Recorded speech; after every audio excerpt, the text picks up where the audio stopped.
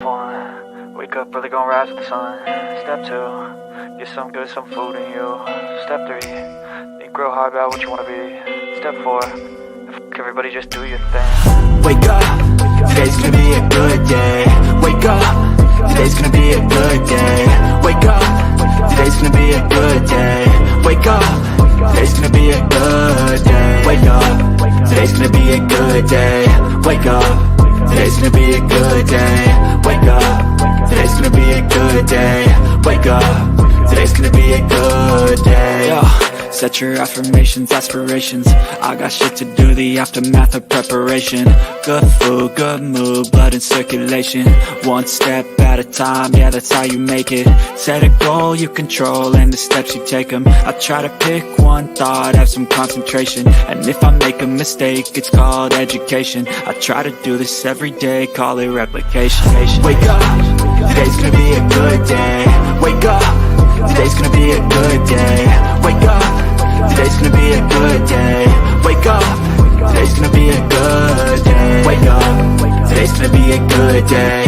Wake up, today's gonna be a good day. Wake up, today's gonna be a good day. Wake up, today's gonna be a good day. So life ain't easy, yo, I think there's a reason though. Ups and downs, just like every different season, yo. Sometimes I'm high, other times I'm barely breathing, though. I always gotta fight and hide from the demons, yo. Negative thoughts are poison, they rot. Head full of flies, so here come the clouds. They'll never stop unless I can swap all the bad for the good in my head when I'm lost. Yeah, so I'ma fake it till I make it. Positive thoughts are overtaken, I got patience. One day at a time is how you operate a cadence. A flow, you grow, you show yourself a foundation. Stay away from all the shit that causes temptation. I know that I like to do it cause it's sensation. I live my life in my head like a narration. Don't expect greatness, do my best, man, I'll take it. Wake up, today's gonna be a good day. Wake up, today's gonna be a good day. Wake up, today's gonna be a good day. Wake up, today's gonna be a good day. Wake up, today's gonna be a good day. Wake up, today's gonna be a good day. Wake up, today's gonna be a good day. Wake up, today's gonna be a good day. Wake up, really gonna rise with the sun. Step two, get some good, some food in you. Step three, think real hard about what you wanna be. Step four, everybody just do your thing.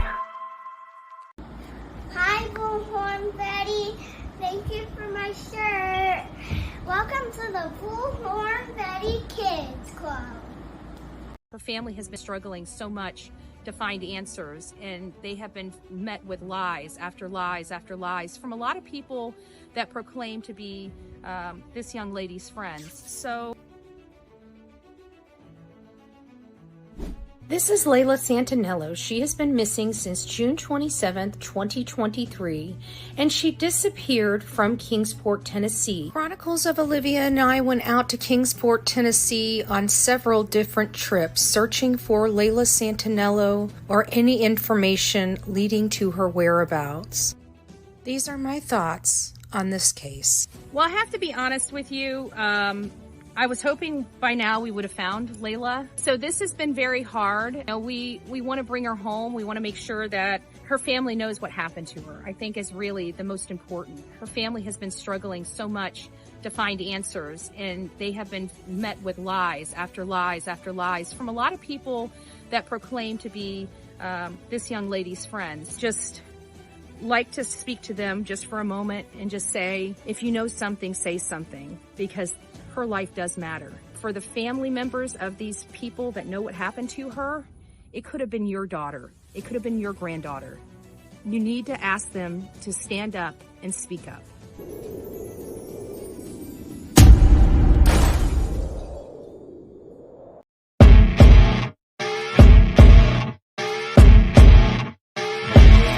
As you wake up in the morning, you want to find the latest, greatest information about criminal cases and have an intuitive conversation about the suspects associated with these cases.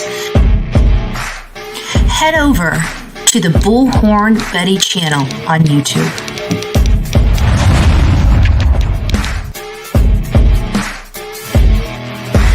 get breaking news right here on the Bullhorn Betty channel.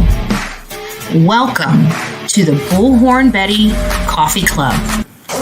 Enjoy your stay and enjoy your day.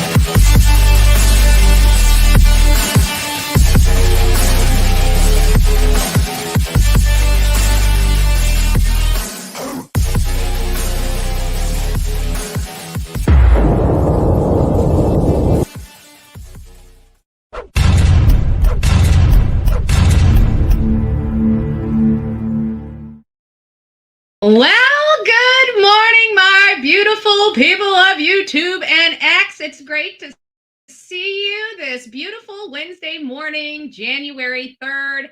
As you see, I decided to put the Happy New Year 2024 behind me because it's literally only day 3. We're still Happy New Year type people, right? Okay, yeah. Whatever, I know, we're snoozing over here. I got my coffee in the way of my buttons, so I'm having to work around it. Good morning, Jules. It's nice to see you. Mama Llama's up in the house with Bullhorn Betty. Bullhorn Betty, boo. I don't even have my boos up yet. Boo, Bullhorn Betty. Just joking. Elsie, it's nice to see you. Good morning. Good morning. And who else do we got? I know we were chatting up here. Princess Amanda, good morning, loves. Good morning. We've got November Rain in the house. I am Team Summer. Good morning, beautiful Sonia Lutines. It's nice to see you. Hopefully I'm saying that right. Probably not, but that's okay. Forgive me. My hooked on phonics is broken, as always. I try to call the repairman, and he just can't get the hook back on. It just fell off. He tried soldering it. It doesn't work. Okay. Super glue doesn't work. The hooked on phonics, the hook fell off. I need to stop. Dry humor, boo. I know. It's nice to see you. Real Me Too. Who else do we have? Sweetie Pie is up in the house. Good morning, Love Bug. It's nice to see you. Cindy E. Connie Branch, our beloved Connie Branch. Nice to see you. November Rain. I think I said hi to you, but I'm not sure. Cass, good morning. It's nice to see you. I think that's about it. If any, Bubble Bath, good morning. If there's other people, I see Sweet Misery up in the house. By you, babe. I almost went right by you. No pun intended. Mama Bear of 10 up in the house. Do you have hair? I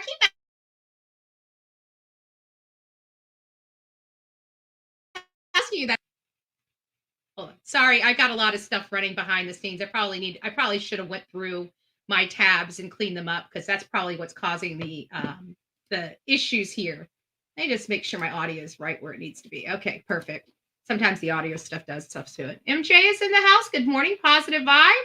Dumpling, we are her snooze. we're her sleep pill. I don't know. Dumpling, I still don't know how I'm supposed to handle that. When you tell me, oh yeah, because she's up all night, on her channel, and then she comes over here to go to sleep. What are you trying to say, Dumpling? I'm just asking. I'm asking for a question. What are you trying to say over here for Bullhorn Betty, right? I hope you go to sleep peacefully. Bullshit level, DEFCON 5. Time to get up, folks. Time to get up. Monica, it's nice to see you. Fire and Ice, good morning. Miss Margaret, it's nice to see you as well. And anybody else that I happen to miss or gloss over, I do apologize about that. Good morning to all. So we're going to go over just a few things because we've been designating so much time to Savanah Soto and Matt Guerrero's case that we really haven't gotten caught up on some other issues going around the country. So we're just going to take a few minutes. I don't know how long it's going to take to get through all this, but I do want to make sure that you guys are well informed because we got people that we need to be looking out for as well that are loose in our society that, law enforcement needs some help with. So as we're here, and this rapper here is not Rapper Jay. I did find that out personally from Rapper. So good morning, Rapper. I don't know who you are, but God bless you. And I hope you're having a wonderful new year. So the first case we're going to go over, I'm just going to kind of gloss through these just a little bit. And it's just because there's a lot of stuff we've just been letting go by the wayside. So the U.S. Marshals, let me go ahead and refresh this. I had to stop a lot of stuff because it was just lagging my system down. If you guys seen how many tabs I have open right now, you would understand. So we're going to listen to a little commercial, and then it's going to get right into the video. I tried to save it, but these smaller channels, they just don't let you. Peekaboo. Hey, buddy. Good idea. Stay limber. Okay, hold on. It already moved over to the other one.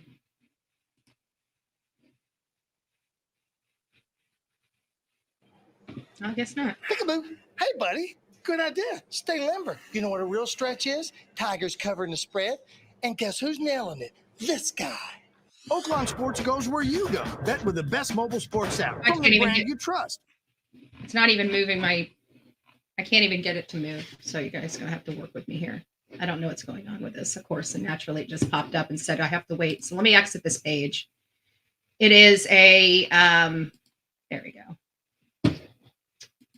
Just irritation.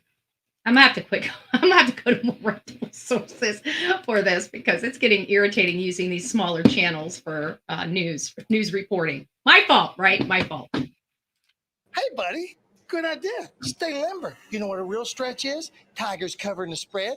And guess who's nailing it? This guy. Yeah. Oaklawn Sports goes where you go. Bet with the best mobile If sports it doesn't app play, from the then I'm brand just you going. trust. I'll just go ahead. And U.S. read it. Marshals There are it is. asking for your help finding a dangerous man wanted in Sherwood, Little Rock, and Jacksonville. Police are looking for this man, Daryl LaWayne Esau. He is wanted for aggravated robbery, among other charges. U.S. Marshals say Esau is suspected of being involved in shootings in both Sherwood and Little Rock, along with warrants out of Jacksonville. He could look slightly different with this picture being a couple of years old, but if you see him, call police. Officials tell us he should be considered armed and dangerous. So that is the first guy. He is wanted in several different states. He's obviously a violent criminal. He's got warrants all over the place. Oh, thank you, sweet misery. God bless you. Thank you. If you received your gift membership from Sweet Misery, please tell her thank you. Thank you for the love and support, love. If you see this man, make sure you call 911. I just want to reassure, because I know we have a lot of new people in our chat. If you see a person on this and they are a person of interest in a case, they are being actively looked at or looked for, we ask that if you do happen to run into somebody, okay, just best practices. You're not to follow them. You're not to get in your car. You're not to bring attention to yourself. You're to get yourself into a safe location, and you are to make the call to law enforcement. I don't want you approaching any of these people that we see on my channel. If you see them in real life and you know that they have an active warrant and we're actively looking for them, get yourself to a safe place. Notify somebody if you're, let's say, in a store, get a manager, and call 911 immediately. But make sure that you protect yourself. These people are dangerous. And I know we're all true crime junkies and we all want to help as much as we can, but in order for us to help, we have to be here, right? We have to be on this side of the dirt. So make sure that you guys are using best practices and staying safe when you see these people out in the world, okay? Do not approach by any stretch of the imagination. Do not approach. This is another case that's very, very disturbing. And you guys know that in the mornings, I do research literally all day long. And so in the mornings, I do some preliminary searches to make sure that there's no other cases out there. And one of the people that I always look at is Jennifer Coffindaffer. Okay, I have a high respect for Jennifer Coffindaffer, and I like her commentary on Twitter, and it gives me something to work with. And so usually it's with our main cases. Well, while I was over there looking for any information on the Soto case, I came across this post. This is in my state, and I didn't even hear about this. I had no idea had it not been for Jennifer posting it. And this is very alarming. And I got some videos because I want you guys to pay attention. We need to be looking in these stores when we're actively in these stores shopping. If we see a child, let's start keeping an eye on the child and making sure that they're not being abducted or attempted kidnapping. People are getting brazen here in our country. This is a worldwide trade, okay? The idea that this is not existing in this United States is absolutely ludicrous. These people are all over the place and they are hunting our children. They are hunting our children. These are predators. These predators are audacious. This is one who tried to snatch a 4-year-old from his family at Walmart. Brazen, guys. We are not safe with our children. Where do our children need to be? They need to be in the shopping cart with us. There should be no reason a 4-year-old is walking where somebody can grab their hand. I'm sorry. This is scary for me. And we as the public, you know what? We try to protect ourselves, but when we know that we're safe, we need to be looking out. Just start keeping your eye on the children around us. We got some real sick crap going on in this country. I don't know what's going on. I really don't. But this man was brazen. Let me show you what he did. We're going to hear some news on here.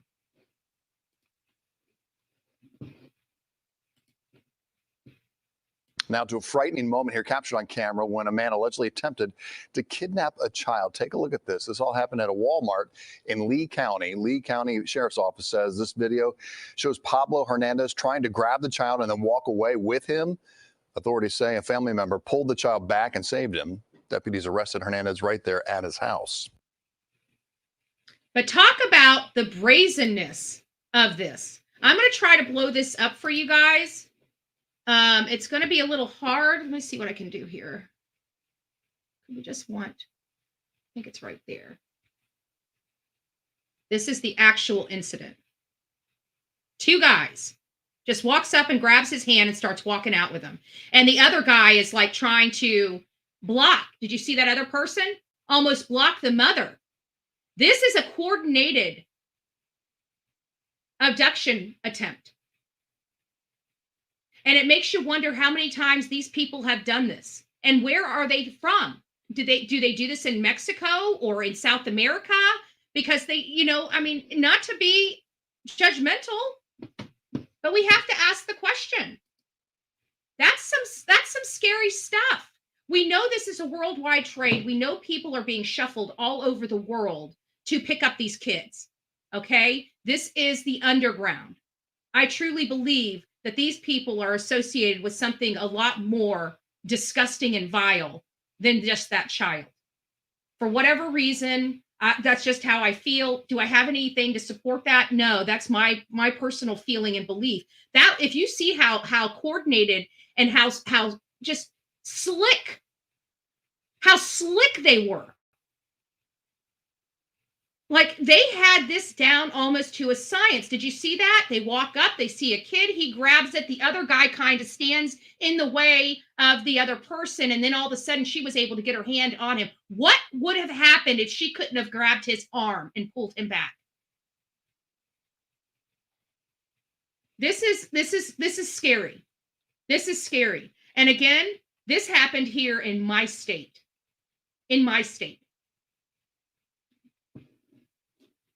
I'm a little disturbed by it.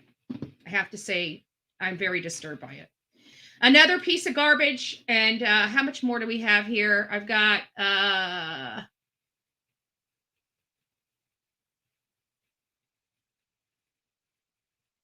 we've got about 4 or 5 more things just to talk about. This is a staff sergeant for our U.S. Army right here in the box, okay? And his wife was running an illegal child care service on the base, which is not allowed, okay? It's not allowed at all. And apparently, this man here got hot with one of the kids under his wife's care and beat that child to the point of no return. So, Darcy, well, thank you for becoming the newest member of the Bullhorn Betty Coffee Club. Thank you. I'm sure you're probably part of the bedheads. There's a story behind it if you don't know. You'll learn it. You'll learn it. You'll learn it. So this guy here beats this kid's not even his, from my understanding. Not even his. And so I just wanted to tell you guys, this is Staff Sergeant Kevin Long. And he stands indicted by a federal grand jury for chilling charges of murder and making false statement. The charge stems from an incident that occurred November 2019 at Fort Leonard Wood, Missouri. I never heard about this case. Not that it means anything, you know. In 2019, I was a political activist, so I'm still a political activist, but still, that I was doing other type of work. I wasn't really on YouTube and in this genre. I was on YouTube, but it was for political purposes. He has a pattern of assault. The incident suggests that a horrific act wasn't isolated, but part of a consistent pattern of assault. This man was hitting on the kids under his wife's care until one of them ended up losing. I'm not going to go into a whole lot of detail. If you want more information or you'd like to read this story, it's a kind of a despicable story, and it's sad because it's one of our military guys. And I'm sorry, I don't know. I mean, I can tell you is crap to the military at this point, and whatever he gets, I don't think anybody is going to bat an eye at whatever they choose to do with him at the hands of this child. And he's 40 years old and was charged with 2 count indictment returned under seal by a federal jury in Springfield on Tuesday, June 27th. So he's just now starting to roll into his case from 2019. Talk about a long case. I mean, it's been almost 4 years. So the federal indictment alleges Long physically assaulted a 2-year-old child identified in the court documents as Jane Doe. So it was a female juvenile child as part of our toddler. 2 years old's a toddler. Jesus. Excuse my language. Sorry. As part of a pattern of practice of assault against a child. Long killed Jane Doe, the indictment says, by blunt force injuries in the preparation of child abuse. Jane was being cared for by Long and his wife in a daycare she operated out of her home. Under federal law, murder committed by perpetration of child abuse is murder in the first degree. So I don't know how they're going to handle it, if they're going to handle it life in prison or the death penalty. Depending on the factors of this case, I think that may change. I'm unsure. But again, if you guys would like to get up to date on that, that is where you can do it. One last thing we've got, let me see if I can do this. These things jam up on me. We have a missing girl.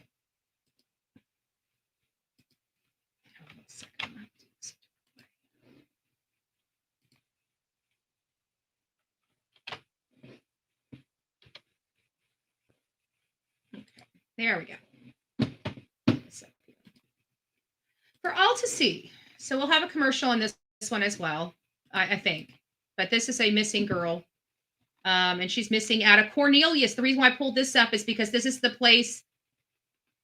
Love music gear, but hate the price? Cornelius is the place that Madalena Kujikari disappeared from as well. So it caught my attention. Tonight, police are now searching for a woman last seen on Christmas Day. 33-year-old Ryan Marie Russell went missing on the 25th. Police say she was reported missing to them on the 30th, and they are just now asking for the public's help in finding her. They say she could be in Charlotte's University City area. So if you see her, if you know where she is, please call police. So there you have it. Sorry about that. So that she's missing. I've looked into her past. You know, she's got some things going on with her. So she could have definitely met with foul play, just a bad element. Everything, and I mean everything, is a possibility when it comes to her. She's been arrested for a few issues. So it does sound like she is part of a specific lifestyle, if you will, that we are all too familiar with in this kind of work that we do. Let me see. So I just wanted to show this as well, just so you guys get an idea. You know, she does have some issues. I mean, her bond was $17,000. So whatever she did, failure to appear. So it sounds like she might have some substance abuse issues, in my opinion. But we just want to advocate for her, because it doesn't matter what their walk is. If they're missing, we need to try to help find them, because they could be in danger. And again, there's not a person in this world that hasn't been touched, in my opinion, that hasn't been touched by drugs or substances whether it's yourself or somebody that you cared, love for, friend, family. It doesn't discriminate. It really doesn't. And she's a beautiful young lady that seems like she got into a wrong element, and she has a walk, she has a path, and I'm hoping that her path is still going.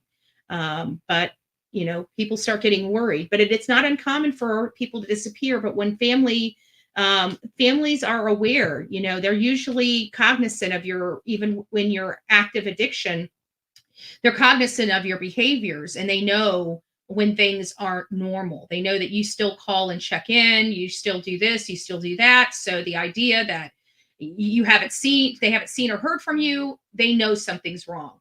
And so law enforcement is now realizing, it sounds like, that she's not just a willingly disappeared or somebody that's, out on a bender, that it sounds like they're starting to take it seriously. Like, hey, we need to find her, that something might seriously be wrong. And so we just want to advocate. Again, I'll pull her stuff back up closer to the end of the show. Another one from Jennifer that I really like, and this is this is related to the Brian Koberger case. Okay, so this says mother and daughter were found along a kennel, but why and who is responsible? Law enforcement says there's no threat to the public. They said this in the Idaho case, and then they arrested Brian Koberger. Always disappoints me when LE says this. If a murderer is at large, there is a threat. If there's a murder-suicide, I could understand the statement. The manner of death has not been released for Allison Cumming. But the reason why I brought that up is we do hear that all the time, and we have made those statements here on this channel that, if there's somebody out there, whether it was a targeted attack or not, they still have nothing to lose. And if they have nothing to lose, they are a danger to the public, in my opinion. We'll go ahead and skip Alec Murdaugh. He's going to be going back for a rehearing. There's something on the Crystal Rogers case. We're going to do a live later today. So now we're just going to segue into our main topic of conversation, which is the case of Savanah Soto and Matthew Guerrera, and of course their unborn child, baby Fabian, which also tragically lost his life. For me, this case is difficult to cover because the mother that was shot, the 18-year-old girl, female that was shot, was heavily pregnant. She was overdue, and within hours was going to be welcoming her son Fabian into the world before she tragically lost her life in, it appears, potentially gang-related violence. People are stating that this is a gang hit for some type of snitching event that we are, learning. Many people out here, we thought it was Annalisa and her father, and there are still people that are still trying to make those comparisons. I have moved away from that. Not that I don't think that they're involved or anything like that. I don't know whether Annalisa or her boyfriend or her father are involved at all in this. I'm just simply saying that the people that are in that video are no longer people that, to me, that look like Annalisa or her father. They look like totally different people. I've analyzed this video. I've looked at it. I've re-looked at it. And I've done filters after filters, and I'm no longer seeing her stepfather. I am seeing a younger, larger man. Her father, shoulder to shoulder, is not as wide as this man is shoulder to shoulder. The only appearance that we get from shoulder to shoulder is that initial step out of the vehicle. So I've done some additional work on this. It's not clear. I don't have the systems to, I do on my Dell. That Dell computer is it won't stay on. When I first bought it, I bought it brand new. It was a 2-in-1, very expensive. And we went to Kylan Schulte and Crystal Turner's case in Moab, Utah. And we were on Southeast Airlines or Southwest Airlines. I think it's Southwest Airlines. I think it's the name of it. I don't know. I'll never use them again either. I'm sorry. That was awful. And so they wanted us to check our bags, and I was hesitant, but I didn't feel like taking my backpack, carrying it all over. My backpack's like 80 pounds. It fits under but everything in it's heavy. It's batteries, it's computers, it's everything. So they wanted us to check them to keep them off the plane. So I checked my backpack.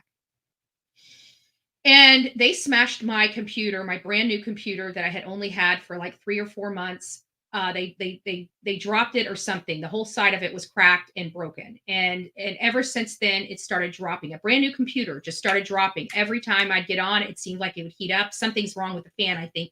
I think whatever happened, it must have done something to the fan, because when the computer heats up, it shuts down. And so I thought that was so I can't use that computer. And that's the computer that has the expensive video editing software, because it's the computer that I've transferred everything over. I've always been a Windows computer. This is the only Mac computer I've ever owned. And so all that stuff is over there. So I'm trying to utilize, I have professional software on my cell phone because for out in the field. But again, it's hard to get, on this computer, because I really don't work on this computer other than to run lives and to do some research and to set stuff up and stuff like that. But that usually all my work is done, believe it or not, from my cell phone. It's captured on my cell phone. It's easier just to download the stuff on the cell phone instead of having to transfer it all to the computer and do the work from the computer, blah, blah, blah. It just takes too long. I don't have patience for it. So long story short is I do have this blown up in a different software. We're going to go back to the other original software that I was using, because I did use some different filters in that too, to see if we could generate any additional shadowing features that maybe somebody in the audience might be able to show. So let me get this up here real quick. And so here is, I've got a few filters in it. I'm not going to run it completely through because I want to get to the other one. Hold on here. There we go. But I got a few filters on here.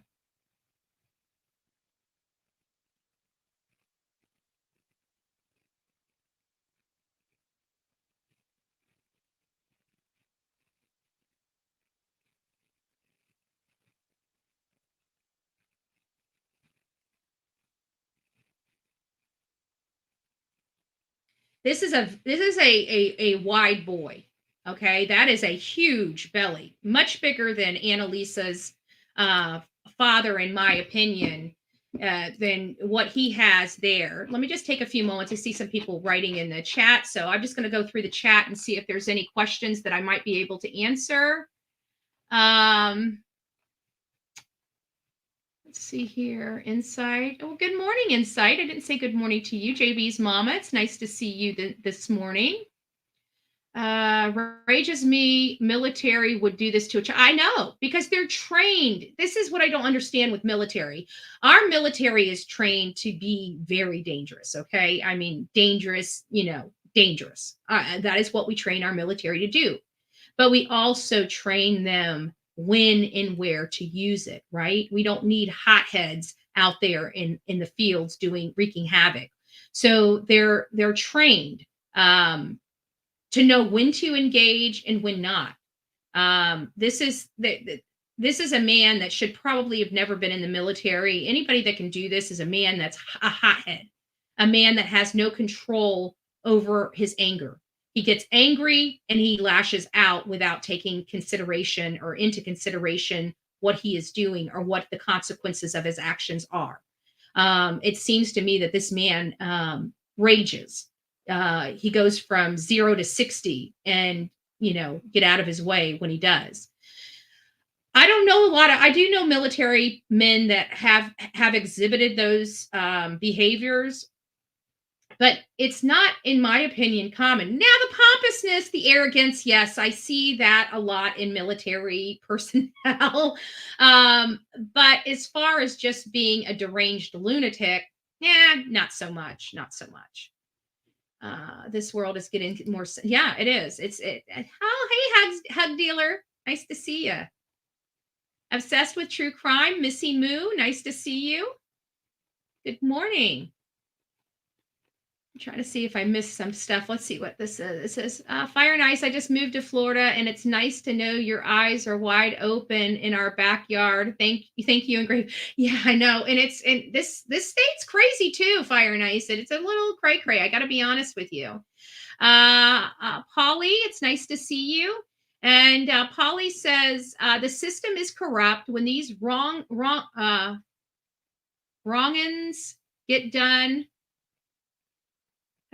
I don't know if that was misspelled or some slight. So I apologize. I apologize if I'm screwing this up. The system is corrupt, and when those wrong-uns get done from the most disgusting crimes.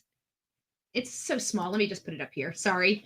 When these wrong-uns get done, the most disgusting crimes, they're all looked after and protected in jail. Oh, yes, I do know that, because they have the affiliation, and they all protect themselves, and they have a much easier life in jail, being associated with and it's all corrupt, because and you know what, this is what I've always said. I don't think, if it's hard in certain areas, because a lot of people are in gangs, and most people that are in gangs commit crimes, as opposed to upstanding citizens, yada yada yada yada yada, right?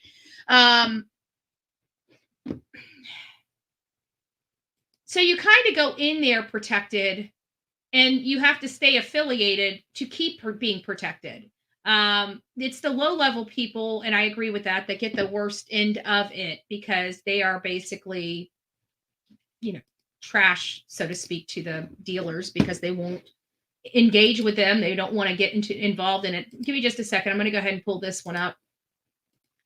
I don't have any audio on any of this. I'm just doing it. I just did it just as a way to see what is going on. Sorry, it's loading up right now. Here we go. And see if we can get some type of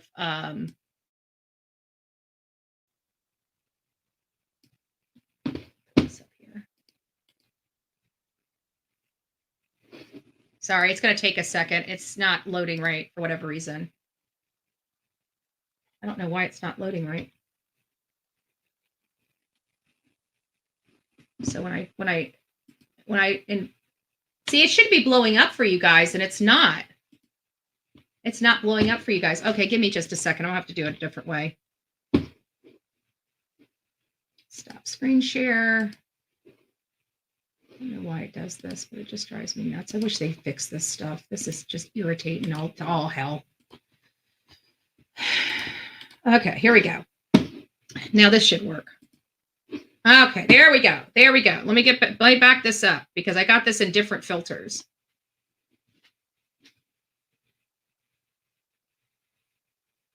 I'm sorry.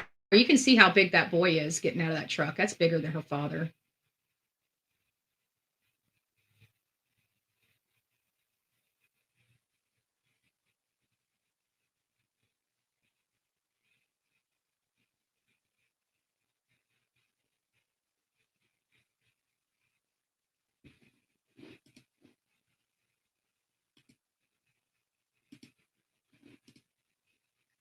So again, it's just to give you guys a different perspective. Why isn't this thing backing up on me? There we go. So it's just to give you guys a different perspective in what's, in different filters and different lights. I can't seem to clear this up too well for whatever reason. The image, when you blow it up, just really kind of sucks. Let me take this off.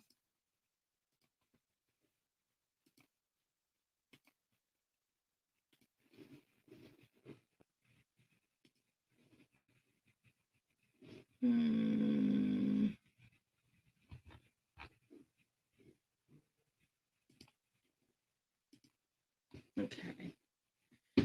I think that's the wrong one. So we're done with the cap cut, and then now is going to be just some information. Now, I don't know how accurate this information is. I really, truly just don't know, because this is new to me. Not this particular one, this here. When I was doing some research on the case, they're saying there's new doorbell footage that shows Savanah Soto before she was shot. And I don't know how long ago that was shot. It seems like it's still from the same Mona Harris that has been releasing all the videos. that we were able to see with Annalisa and her boyfriend, right? So I wanted to read this, and then because the video here is just the video of what we just saw, the video that San Antonio Police Department has released for the public to preview to see if they can make heads or tails of who the assailant is. But this is basically saying, and we do have it on this particular, let me refresh this one. We do have it on the Mirror. I tried to review it.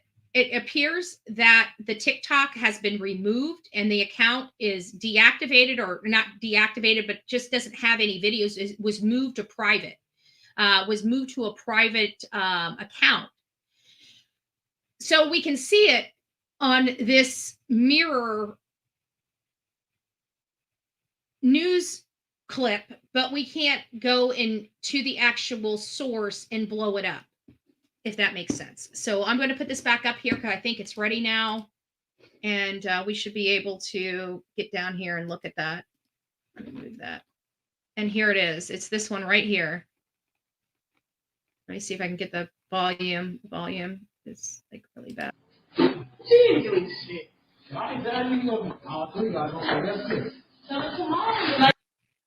So, and every time I hit it, it goes to a different one. So then I have to go back and refresh because it just kicks it. But let me try to refresh it one more time, and then we'll play it one more time so you guys can see it in its entirety. The problem is when I get down here, it had all these things keep popping up on me. Trying to find the.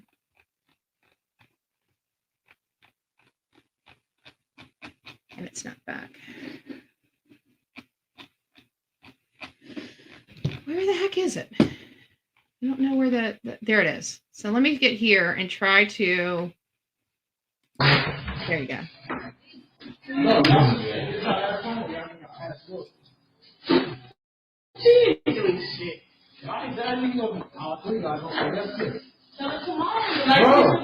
This is what she said. He said it right now. She said, drag it out. Put my gun on y'all. No,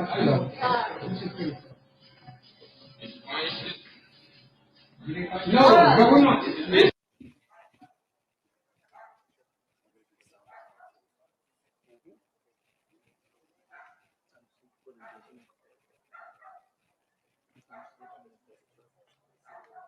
So again, I hadn't seen that footage before, and so I thought it would be interesting for you. I couldn't make it out. They're saying it's new footage about Savanah Soto, that it was her in that apartment. But the problem is I couldn't tell whether she was in the apartment. There was one girl there, and there was a person that kind of looked like it could have been Matthew at that doorway, but we don't know where that was, when that was. None of these things have timestamps on him.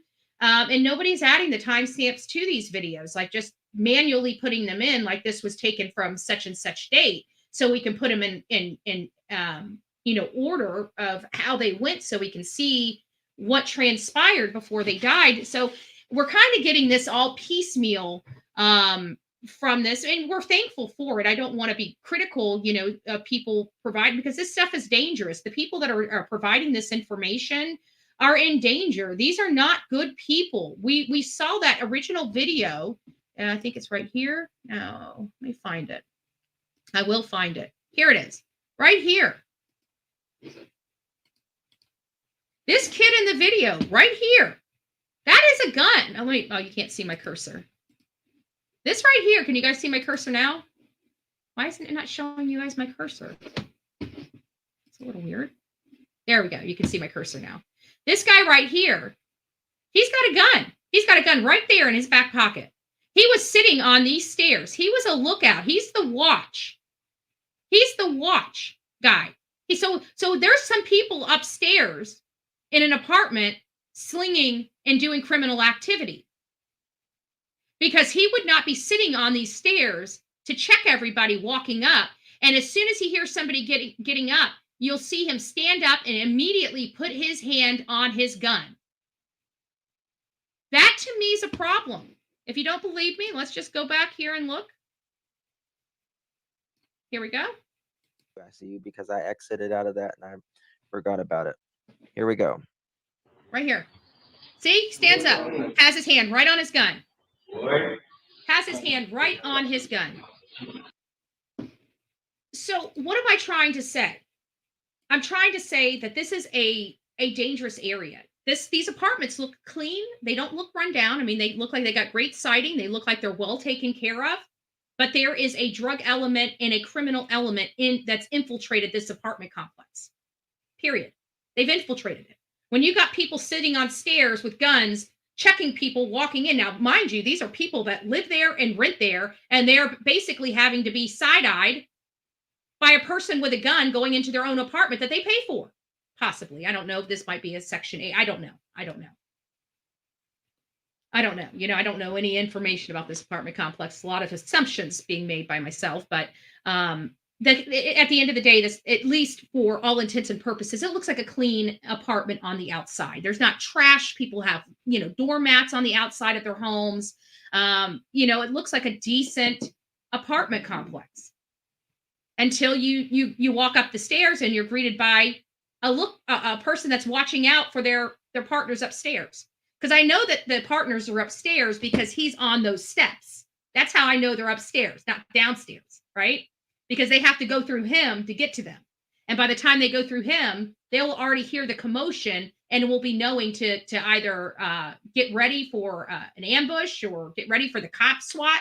You know, that's what the guy's there for. It's to inform the people up there doing the illegal activity that some danger is coming, whether it's another rivalry or law enforcement. Oh, thank you, Hopeful. God bless you. Nani, it's nice to see you. This is crazy and sad. This is the world we live in. It is. It's becoming the world we live in. It's becoming the world and we need to look at that because you got to remember, this is my problem. This is what my whole entire problem is. We're bosses. Okay? We, the people, rule the roost. And everybody out here acts like our government rules the roost. No, they don't. And when people start changing the way they're thinking about our laws and our society, the more powerful you become as a boss. You are a boss. You are the boss. That's why I'm so adamant about trying to get you guys up and involved in your community. Because without you, it is our government rules.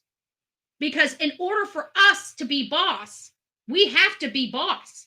That means we have to get our asses to our county meetings, our community meetings. You know, we have to have our voices heard if we're going to change anything, because we're seeing the result of this. We're seeing what's going on with our children in this country. We're seeing, you know, our kids getting nastier and ruder and a little more deranged and insane. Not everybody, but we have a lot going on. We have a lot going on. For example, there's a young kid in Florida that was sent to me, stabs his mother and his two sisters, kills his mother because she was going to go on a cruise and decided to cancel her cruise to get her son into the mental health place that he needed. And so her and his sisters started calling mental health facilities to have him admitted. And before they could even get off the phone, he was stabbing his mother and then went toward his sisters. You know, we have to understand there's got to be something doing this. I don't know what it is. I really don't. But we have to be reasonable enough to know that this is not what our country looked like 10 or 15 years ago. What has happened in the last 2 decades that has brought our country to this point? And not just our country, the world. The world is mad right now. The world has gone crazy. When you got people trying to swipe kids from the Walmart, we're in a big fat mess. We've got some major problems here.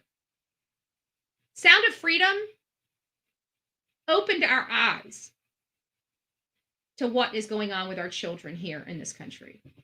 But that's a different topic all in of itself. We can go on and actually maybe might be a topic of a discussion that we should explore to find out what we as a group can do in our communities to help, and maybe that can inspire some people to help. I don't know. I really don't. I just know that there's just something going on. There's a lot of just, it's like an explosion of mental illness. Where did all this mental illness come from? It's like literally an explosion with our young kids. So in order for me to, if I have to evaluate this reasonably, and I'm looking at it and saying that there's an explosion of mental health issues in our young kids, what is causing it? Well, we have mandatory vaccines and we have mandatory education. Could either one of those things be responsible? I don't know. I don't know. Could it be something else? I don't know. I just know how I feel. And when I look at this world, it seems a lot different than it did just a few short years ago. That's all I'm saying. That's my personal observation. That's my personal observation. And then you got all these gangs. I when I meet with my county commissioners here, I found out that we've got the cartel here in my county, in my community. That scares the crap out of me. I want them gone. I want this crap gone. I don't want it here. I don't like knowing that, a mile down my road, somebody's going to get shot tonight, possibly killed. That bothers me. It should bother everybody. It should bother everybody. Where else do we have? Like, share. Oh, yes. And don't forget, we have a new channel. It's Bullhorn Betty, Bettie, not YTC. Please go over there and sub it up. We're going to be doing true crime. We might be doing something else. I may actually go over there for lunch today. If you guys haven't signed up, sign up over there. So we're probably going to be clowning today. I may just decide to clown. I got to get it out of my system some way, right? Right? Okay. That's okay, but I'm not cussing today, right? I'm not cussing. I haven't said the F word. I'm doing great, right? I'm doing great.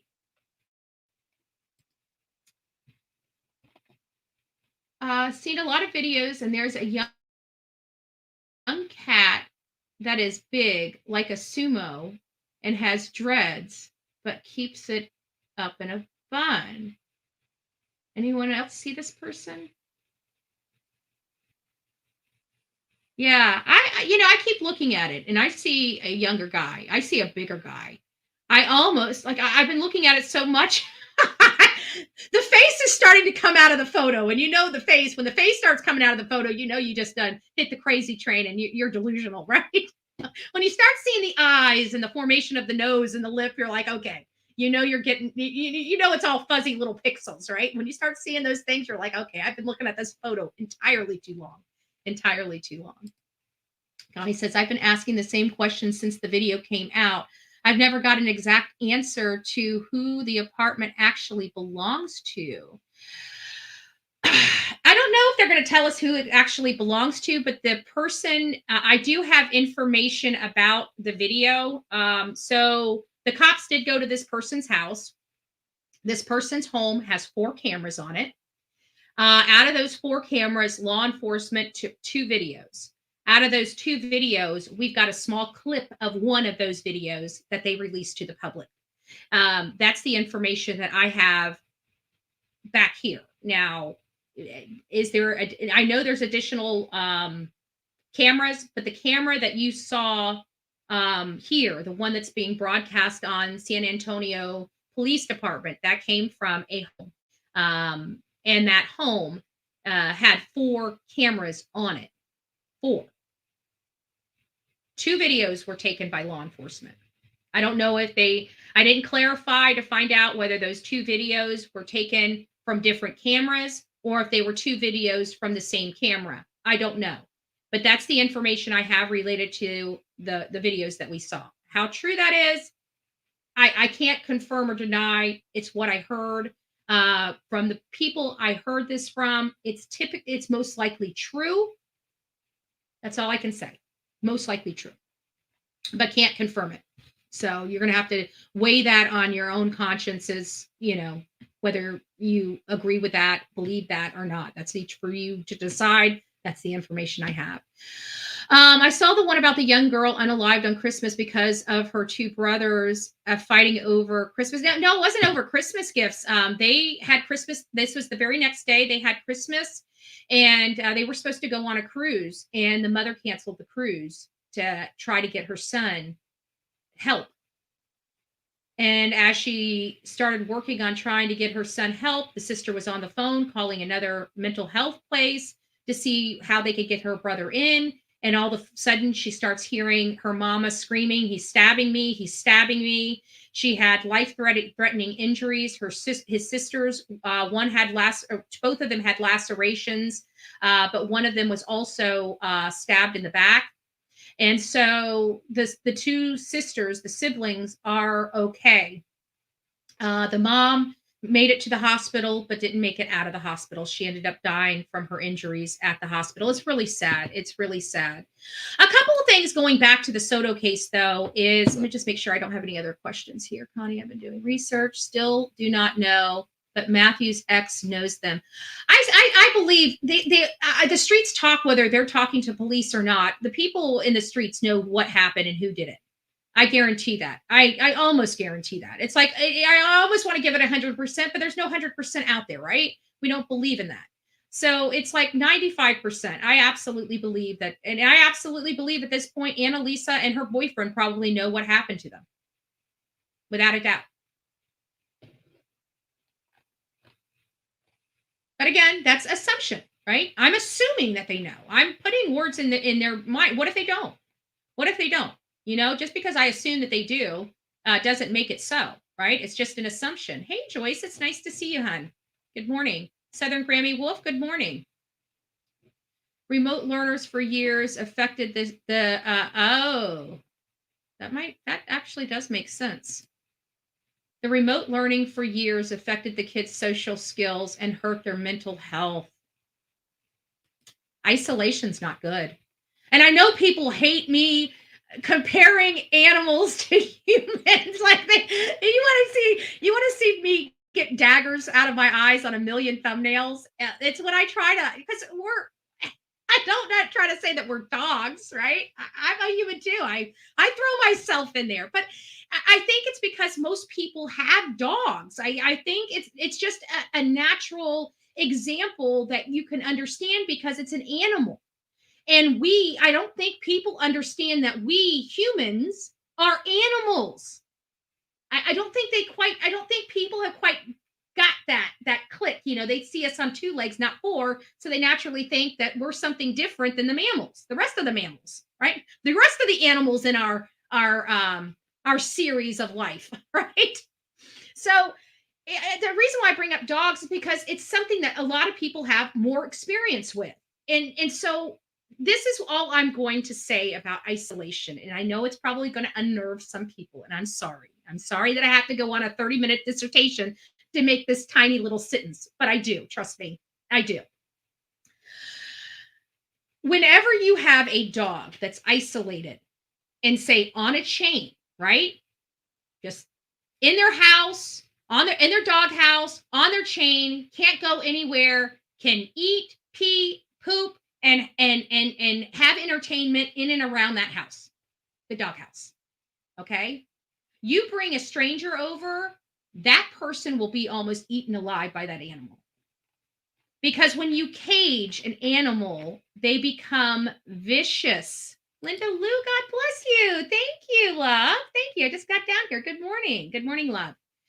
So I'm not trying to compare a human with a dog. I'm just trying to compare behaviors of isolation because that's the only way. What makes a vicious dog? What do owners that want to have a security dog versus a pet? What do? They isolate that dog. They isolate him. So I was just agreeing with the person, but using an analysis of an animal. Be kind, hate channels, be kind. That's all. That's my messaging, okay? I'm just trying to make an example over here, okay? Good Lord. I'm sorry. I'm sorry. It is a requirement over here because I can't just have an opinion. I have to express why I'm allowed to have my opinion. So there you have it. An issue that has come up, and I think it kind of comes up in every case that we cover, right? It just does. Whether it's an Amber Alert, an endangered person alert, or in this case, these alerts are driving me nuts. We used to have one system, an Amber Alert. Boom, done, right? We had one system. Now we have a purple system, a blue system, a yellow system, a silver system, an amber system, a clear system, an endangered system. Jesus, give me a break. We need a system. We don't need 50 million systems. You want to talk about confusing the public?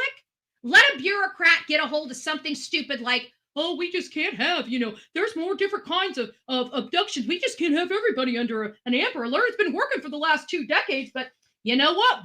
We have to fix something that ain't broken. So let's go ahead and confuse the shit out of everybody in this country. What the flip is a clear alert? Is it an endangered person alert? If it is, just call it an endangered person alert, please. I mean, come on with the nonsense in this country. Come on, bureaucrats. Seriously? Is this what you have to do in order to make sure that you keep your job? Let's reach out and let's start a whole new alert system. It drives me nuts. It drives me nuts. So anyways, but with these systems always come, of course, it's the critical part of what we do where we have to start looking at this. Did they issue the clear alert too late, right? Why wasn't it issued sooner? We all have news. This is a sticking point on every single case. Why wasn't it done sooner, right? Well, my personal opinion on why it wasn't done sooner is because they're adults. And I think that in and of itself, until the family came out, until all the family were on the same drumbeat, like our kids are missing, something is seriously wrong, and one is majorly pregnant. I think that's when law enforcement said, okay, there's something wrong here. So I have a funny feeling that's why it took so long for the clear alert to, to happen. But this next story has received national attention. And tonight, the people responsible for killing pregnant Savanah Soto, Matthew Guerra, and their unborn child are still out there somewhere. I always wonder, and don't hate me for asking this, I always wonder, are they, I feel like these are such bad people. They're going to, if they are suspects and law enforcement deems them suspects, I feel like they're in jail for something else already. Like where's law enforcement? Why isn't law enforcement still actively engaging the public to find these assailants? When I start hearing law enforcement shut up, it tells me they know. I'm sorry, because the only time they come to us, trust me, law enforcement don't want, help from the media. They don't want help from social media, and they damn sure don't want some individual muddying into their case, right? So, I mean, that's it in a nutshell, right? Law enforcement wants us out, right? So you got to think of it like that. So if they are bringing us in, if they start saying, hey, we need your help, like now they're bringing the public in, they're doing that because they don't know. They need help, right? But once they get the help and they know, next thing you know, they zip their lips. They let the story almost die down. They don't want any attention to the story because they've got a case to build. They've got a trial to prepare for, right? And they have to now start keeping all that in mind. And they can't let information about this case loose. They can only let what they need to let loose in this case. They've got an uphill battle with this. You got a lot of moving parts. You got gangs. And this is the issue I foresee with gangs is that especially if it's a higher up that is involved, like say it was the big guy in that truck, making sure that the job was done right? That guy he's the big guy. He's the kingpin. I don't know that to be true. I'm just using this as a wild example. Then somebody would be willing, a loyalist, a gang member would be willing to take the charge, take the beat, take the rap, right? There is somebody in his gang that would be willing to say, I did it, just to keep the law enforcement away from them and be willing to go do serve the time. That is the most insane thing I have ever heard in my life. And there are people out there that would be willing to do that because they're affiliated with a gang. Nobody's taking my life away from me. If I'm going to have to sit in a box for the rest of my life, it's going to be because of a decision I made, not because of somebody else's stupid decision. Sorry. Just saying. Before their bodies were found, a clear alert was issued to help find pregnant Savanah. Tonight, the night team's Penny Santos asks why that alert didn't go out sooner. To come home. That's why to come home. There's nothing that gets to my heart and my soul than a grieving mom. Even a grieving dad. There's nothing that quite gets to my soul and hurts my heart more than hearing a mother cry for the loss of their child. It is a pain that you feel being around them. I can't express it until you have the ability to be around one of these parents and feel that pain.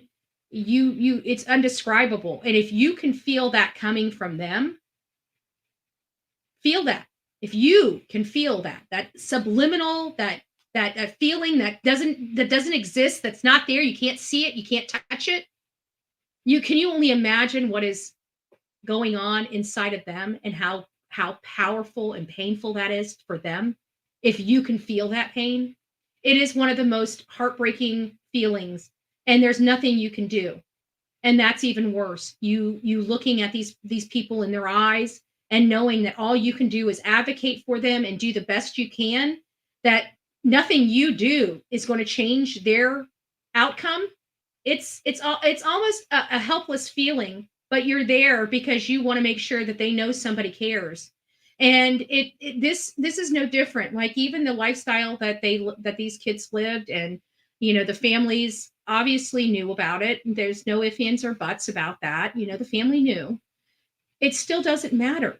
None of that matters. What happened to them, they did not deserve. This mother does not need to be feeling this pain. And I'm so sick of people saying, well, they need to be accountable. Who? I don't give a rat's ass if they were selling drugs to children at this point. Clip that. I know it's going to be clipped, right? But it still didn't deserve them dying. Still didn't deserve them, a child, a baby, an innocent baby to drown. I don't care if they sold kids drugs when it comes to the loss of life. That's the point I'm trying to make. When it comes to the loss of life, what they did doesn't matter.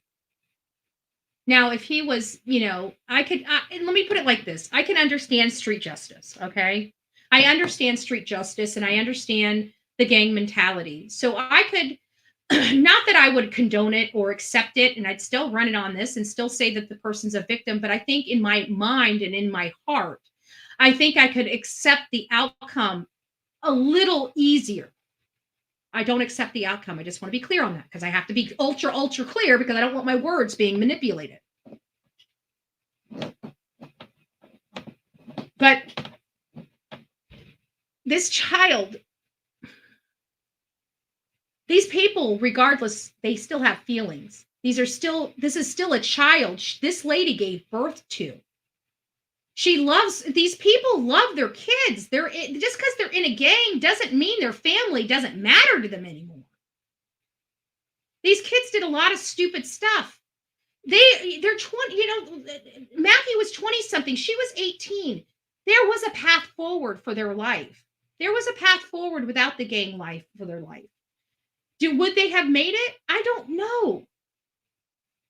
I don't. And we will never find out. But to blame these kids because they were selling drugs or had guns or, were 10 foot tall and bulletproof, those are not excuses.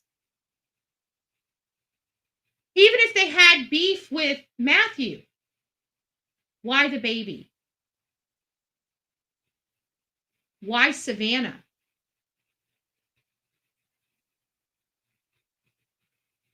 This, things could have been a lot different. That's the plea of a family desperately searching for their missing loved one. On Friday, December 23rd, Leon Valley police say they got a welfare check request from the family of Savanah Soto. The expectant mother and her boyfriend, Matthew Guerra, were last seen on the previous afternoon at their Grissom Road apartment in a gray.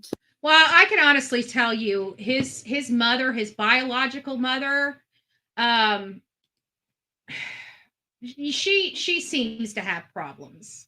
You know, when you look at the family, it makes you wonder, because to be honest with you, Matt's dad and stepmom seem, I don't know their lifestyle. I don't know if they inside of, where they live or anything like that, but they seem like they're the ones that are kind of removed from that lifestyle, although they knew their son was in it.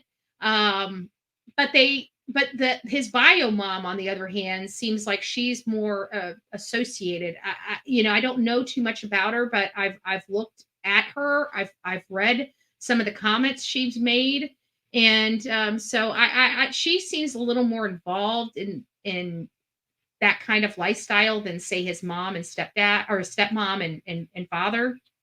So I really don't know one way or the other, though. Let's see here. The baby was about to have is going to be the worst charge. Yeah, because think about it like this. Savanah had a quick out. Even if Matt was tortured, when it was over for him.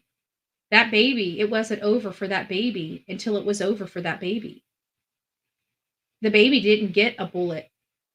The baby had to, I can't even say it.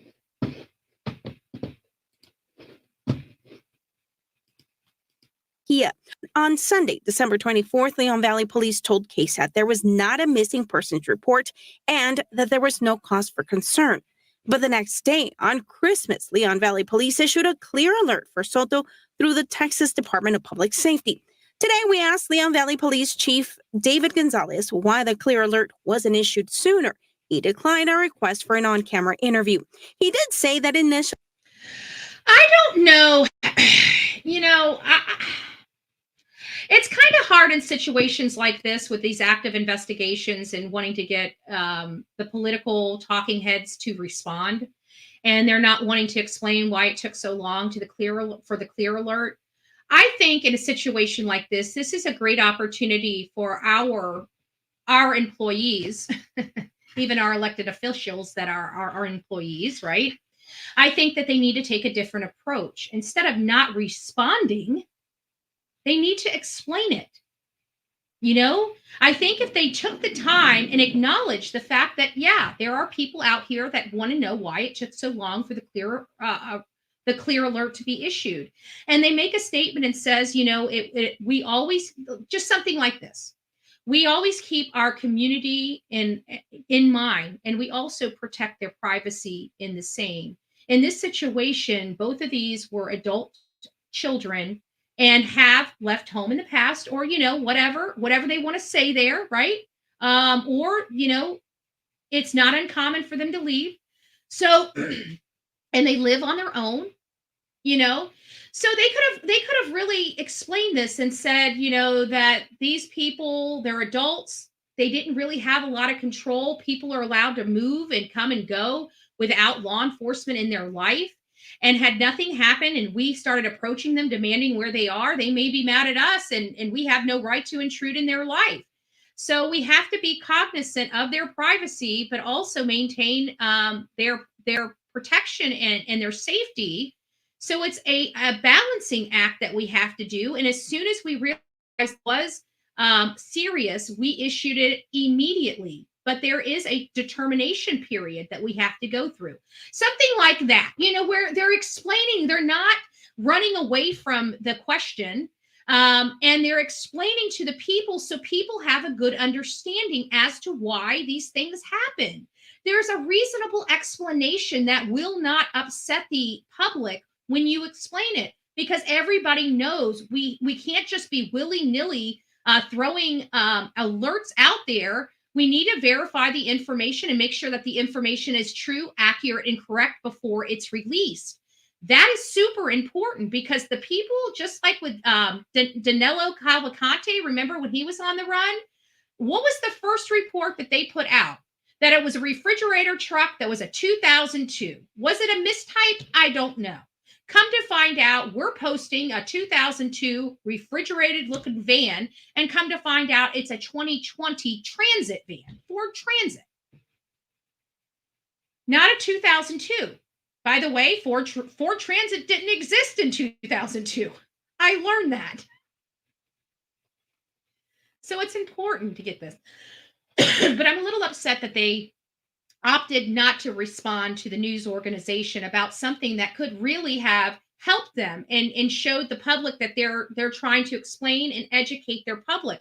What they're doing, ignorance is bliss at times. I get it, but these types of things, I think the public need to be educated on. Why? What's the timing for a clear alert? What's the process that goes in a clear alert?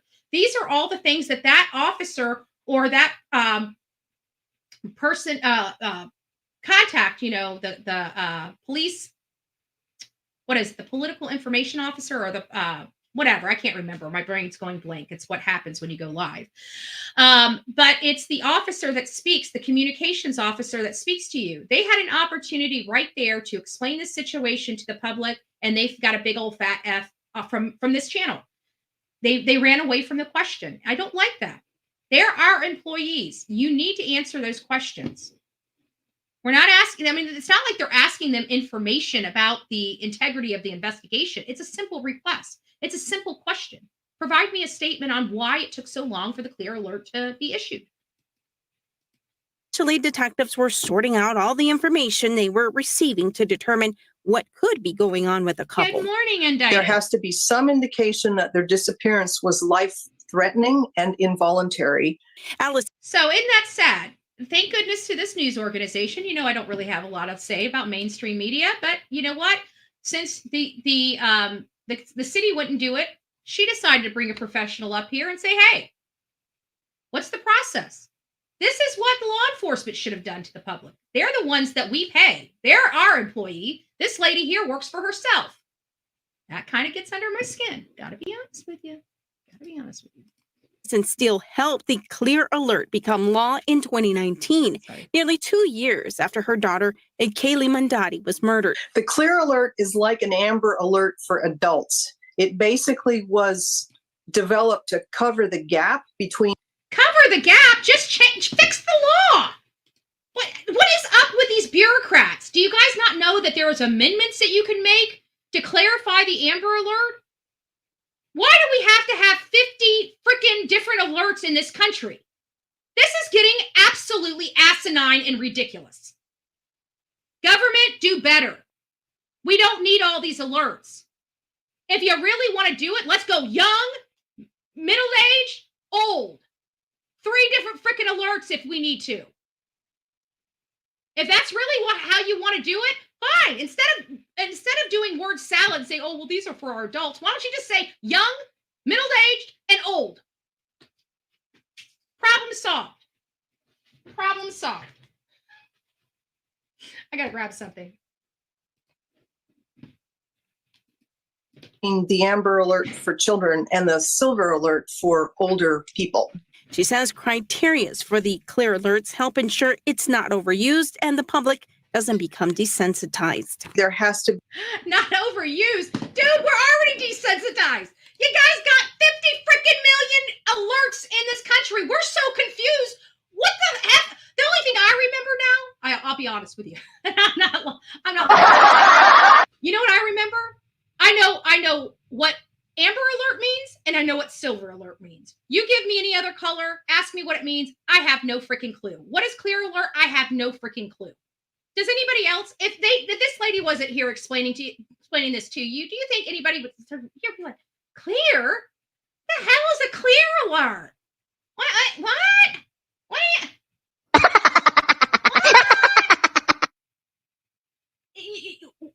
You, the government, is what's confusing us, the people. We're pretty simple. We're not as complicated as bureaucrats in Washington, D.C. or bureaucrats in our state capitals. We're pretty simple. We like easy. Okay, you know your audience, government. We kind of like easy and simple. You wanted something complicated? Hand it to a freaking bureaucrat. That's how you complicate any damn law in this country. Now we used to have an Amber Alert, and you guys screwed it all up, and now we have 50 million alerts that nobody even knows what's up and what's down. Are we looking for an old person, a young person? Who knows? You guys got us so freaking confused in the United States of America over these damn alerts. We're looking all over the place. We don't know. It's a young, old. I don't know. Knock it off. We need 3. If you want to differentiate between whether we're young, middle-aged, or old, then just do just that. Trust me, we're adults here. We don't care. Okay, we don't need a pretty name like, oh my God, we're the Kumbaya Alert. Okay, the Kumbaya Alert has been issued for Bullhorn Betty. Bullhorn Betty, she's a stuck-up bitch, so we need a Kumbaya moment for her. We need an alert. It's the Kumbaya Alert. Cut it out. Good Lord, cut it out. Keep it simple. Yes, where's the KISS method? Did they forget that? Did they forget that in their schooling? I learned it all the time. You know what it was? It's because the KISS method is usually for people that are in sales, right? The people that go out there and create their own wealth. The people that are sitting in the offices of our bureaucratic offices, of course, are earning their wealth by the money that we're able to make off the profit that we get from these things. Okay, enough of that. I know.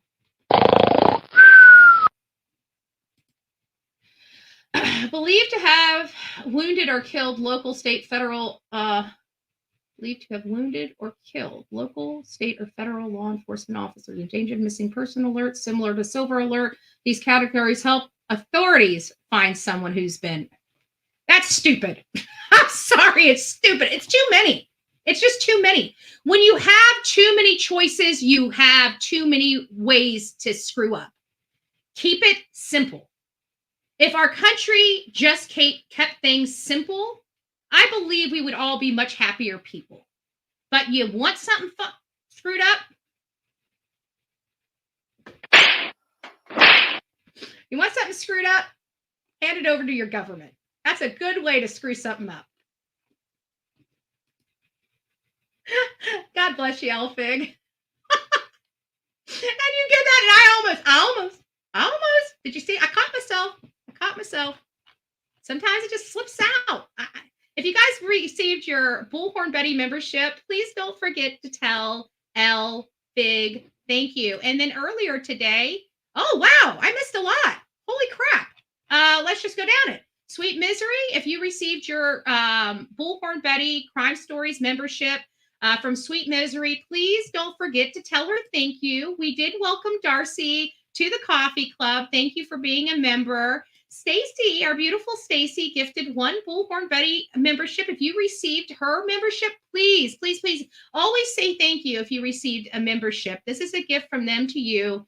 And, they work for it, right? And they want you to have a gift, and they also want to support this channel. So always be kind and say thank you. Linda Lou became one of our newest members, even though she is not new to us. We love Linda Lou. Indicted Turtle Ass.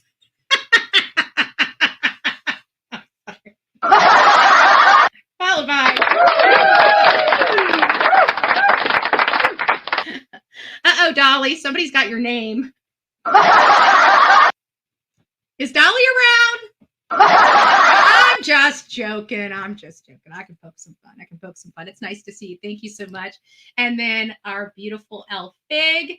5 Bullhorn Betty memberships. Please don't forget to tell her thank you. And our beautiful Lori Lowe, my new neighbor. Thank you. And God bless you. You guys rock it out with your coffee beans out every single day. Well, indicted turtle ass. I mean, what did you? That's the first thing I thought of. You know, there's only one Turtle King that I had to use the bullhorn to escape from jail. Okay, there's only one of those that I've got.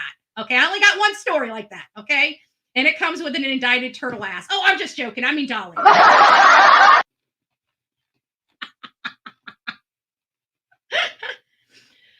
Oh Oh, good Lord.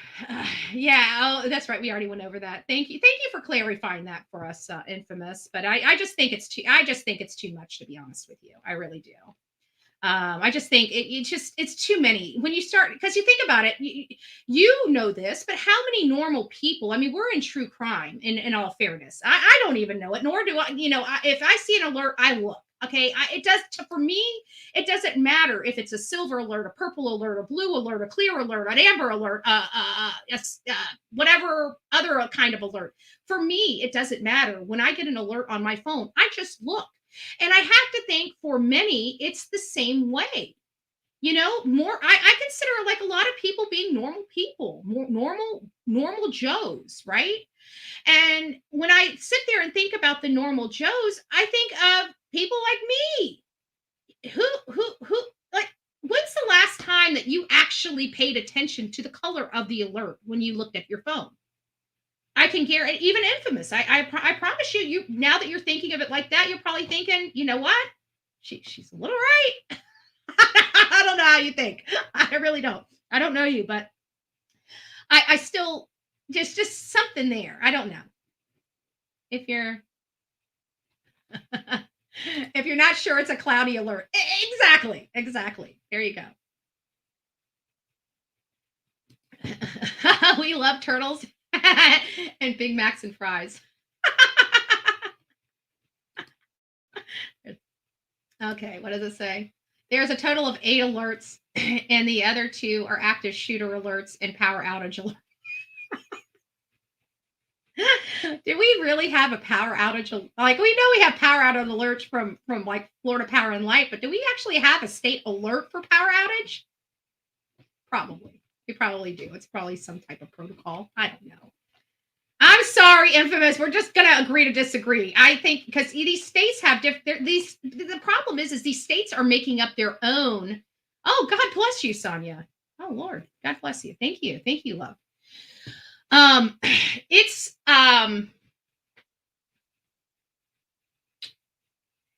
just too complicated. It just is too complicated. They need to slim it down, because you got states now that are coming up with their own alert system. And you got the federals that have their own alert system. And pretty soon, if we keep going this way, we're going to have city and county type of alerts. I don't want to have 100 different alerts. I just truly feel, keep it simple. Keep it simple. I don't care how they do it. We really need three different alerts for people: young, middle-aged, and old. Figure it out. Even nobody cares if they ran away from home, they got lost, or they have dementia. They're missing, and people need to keep their eyes out. That's the name of the game. I don't see why we need to have 8 different alerts. I don't see it. Now you want to have different type of alerts, like you said, for the power outage and the endanger, those type of things, something that doesn't rise. But when we're looking for a missing person, I don't think it matters, what color the missing person is, unless it's extreme danger. I mean, DEFCON 1, DEFCON 2, DEFCON 3, DEFCON 4, DEFCON 5. If you want to go with different alerts for the level of it, I'm good with that. But missing people are missing people. It doesn't matter how they're missing. If you need them found, then they're missing people. I'm going to get off my soapbox. Be less than 72 hours passed since they disappeared. So we're talking about fresh cases here. In addition, a person must be between 18 and 64 years of age, and there has to be enough information to give to the public, like a suspect or vehicle information to help locate them. Steele says investigations have a lot of moving parts. Outside of the law enforcement domain, sort of are left asking questions as to why it didn't go out sooner, or why it didn't go out at all sometimes. But the thing to remember is we just don't know. These are active police investigations. So those of us, outside of those agencies don't really know what the evidence is on the table. Patty Santos, KSAT 12 News. Keep up to So I'm glad they did kind of clarify it. And I think it kind of goes right in line with what I was saying. You just, we don't know what. I went on a soapbox and a tangent about the freaking amount of alerts we've got in this country nowadays. It's just overcomplicated. I just feel that it's overcomplicated. It makes sense to some asshole in Washington, D.C., but it doesn't make sense to the millions of people across this country. Okay? I'm sorry. Oh, did I say a bad word? The good news is I don't think the a-hole word is on the list of. It's not. Sonia gave me a free word. Oh, sorry, wrong one.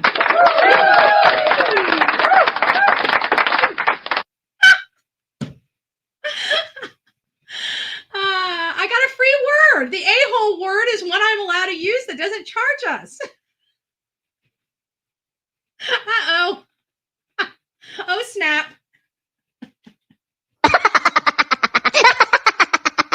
No, I'm just joking.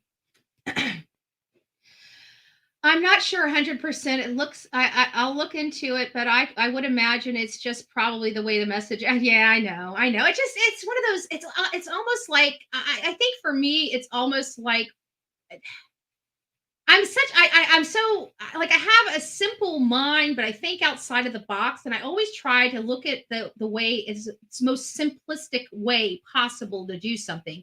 The least amount of resistance to get the cause pushed through. And it just seems like it's just overcomplicated. It just seems like it just got, for whatever, it just, because think about it. And the way our country is designed, it's designed to never be perfect, right? I don't believe in perfection anyways. But if we got every law and everything in place, there would be no need to have all these bureaucrats and all these politicians and stuff in DC, because we've got it the way it is. So it's like, I feel like this is one of those things where they created work to stay busy. I'm sorry. That's just the way it feels to me. I feel like they created this job. Like, they're like, oh, well, you know what? We really just need to divide this whole system up. Maybe we need to start working on laws, to divide this. We've got to find things to do. We can't say the country's perfect and we don't need any more new laws because we got enough laws on the books as is. We need to keep pushing and pushing and pushing, change and change and change. Think about our country. Our country is designed never to stay the same. Even if we get it right and we're all homogenous and we all love the country that we live in, it is designed not to let us be there for long. It's the truth. You don't believe me? Explain to me why once we have all the laws and stuff in place, why do we need our government?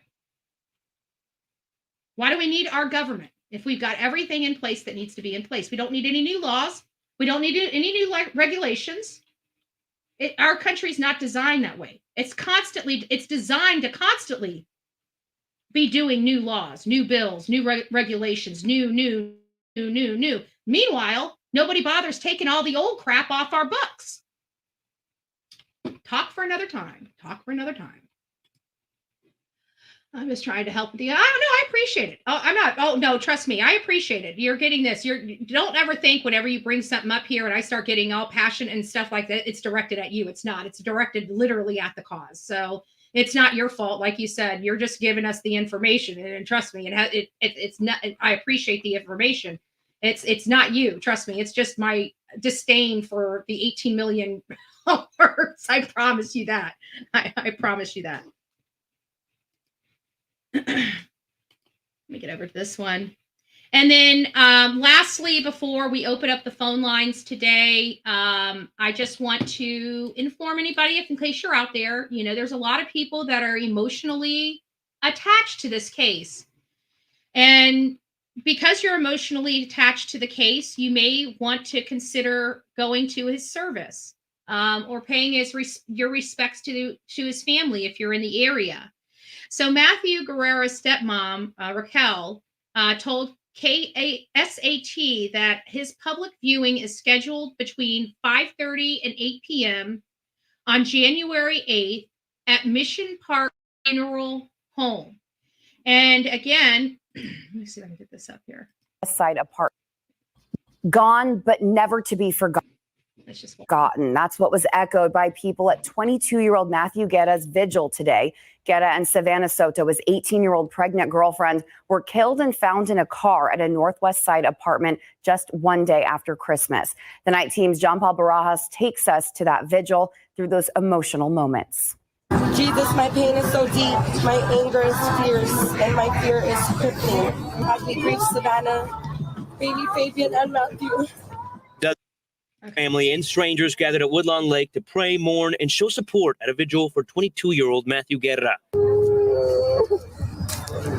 He and his 18-year-old pregnant girlfriend, Savanah Soto, were killed just before Christmas and right before they were set to have their baby boy. We thought that I'd be babysitting Fabian for New Year's or something. Me and Savanah talked about so many things we had planned for Fabian. Plans to make new memories with a grandchild have been ripped away from both the Guerras and Sotos. Now their families are forever linked by tragedy as they seek justice in an ongoing capital murder investigation. I love you, Matthew. I love Savanah. I love Fabian. Through the wave of emotions, hugs, and tears, there were some smiles. The only one in the family that didn't need braces, she said. Remembering the lives lost and the good times they shared.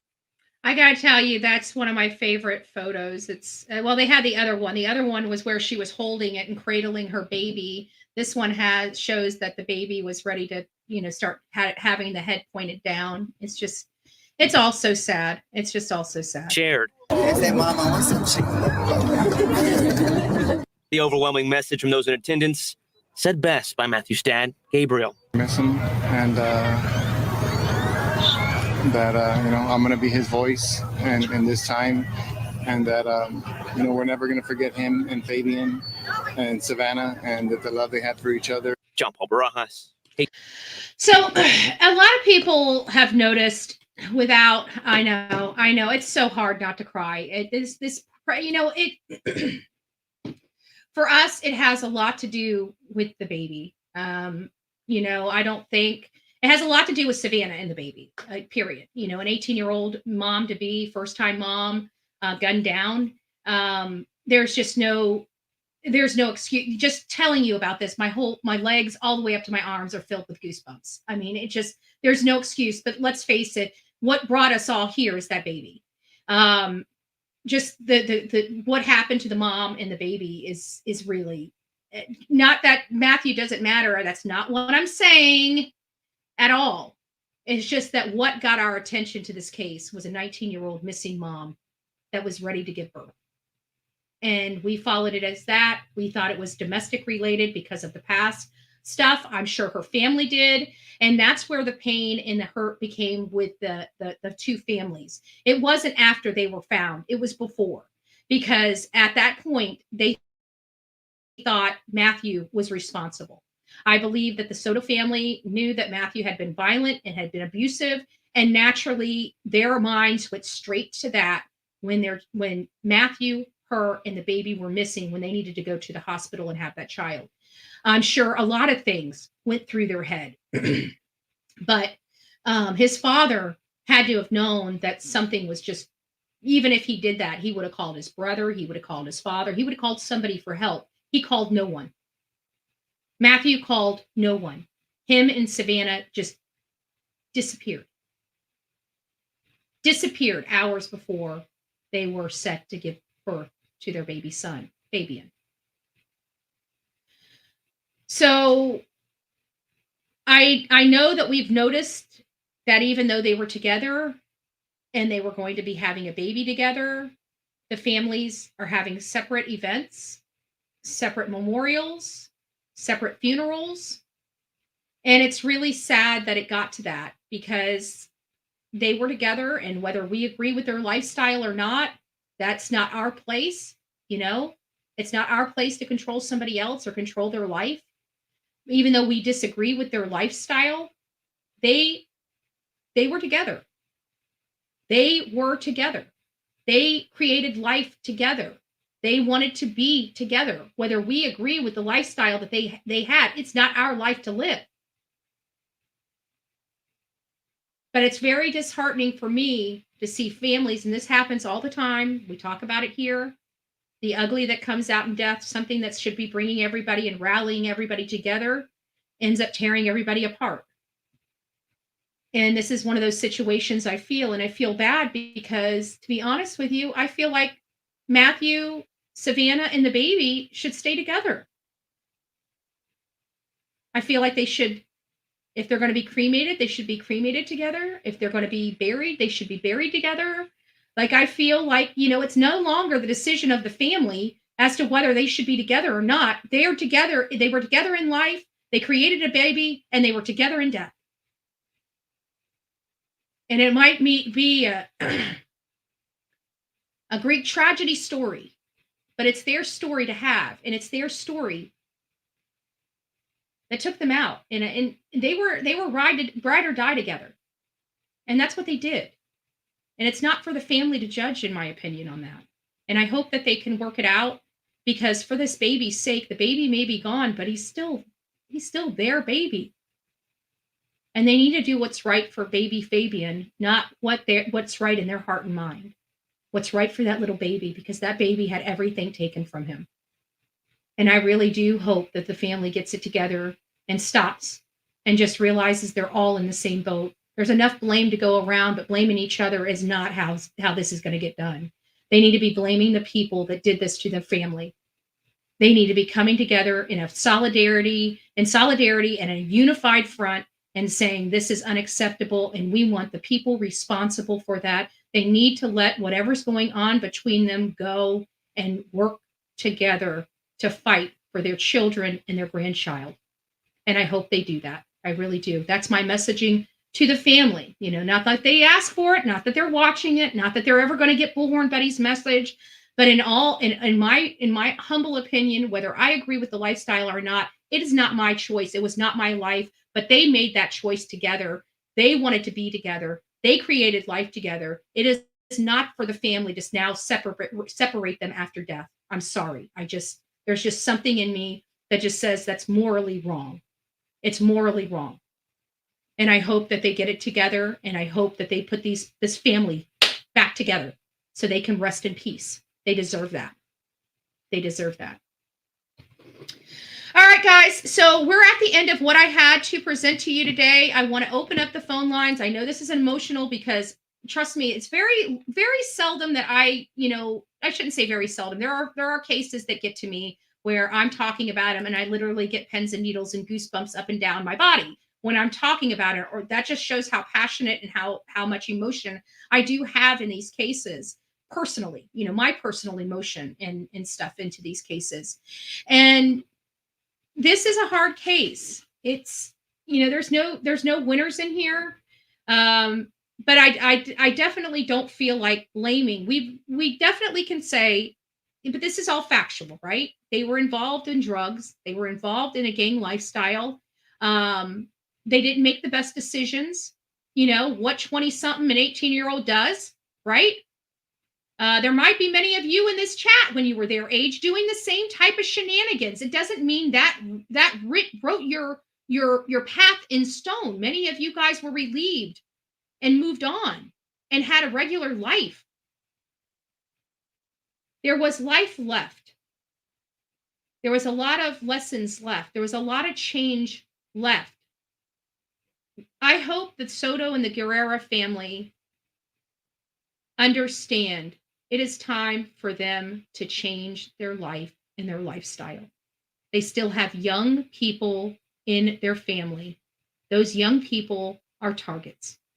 If they have not realized that after having 2 family members gunned down in their family within a year, I don't know what else we can do. But it's time for the Soto family and the Guerrera family to smarten up. This is a real situation. I know that they know that. Nobody needs to tell them. They're feeling it. Trust me. Nobody needs to tell them a thing. They got it. I just hope they take that pain and do something good with it. That's what I hope. There's a lot of people that go through a lot of really horrible, crappy stuff in their life. You can either stuff it down and let it just eat you alive, or you can embrace it and do something with it that's positive, meaningful, and it will help change somebody else's life so they don't have to go through this or the pain. That's what we really want. When we hear things like this, we know that there's nothing that we can do. There's nothing that's going to fix this wrong. It's done. All we can do at this point is work to try to prevent it from happening again. Does that mean it's not going to happen again? Of course not. We are smarter than that. But we're not out to save the streets, right? We're not out to save the streets. We're out to save the one, right? We're out to save the one.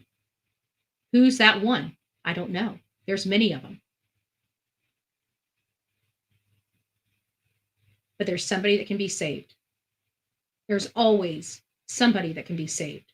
We can't save them all, but we can save one. And those ones add up. You need to have more mentors and more people that are willing to take time to start organizations to help prevent. Yeah, exactly.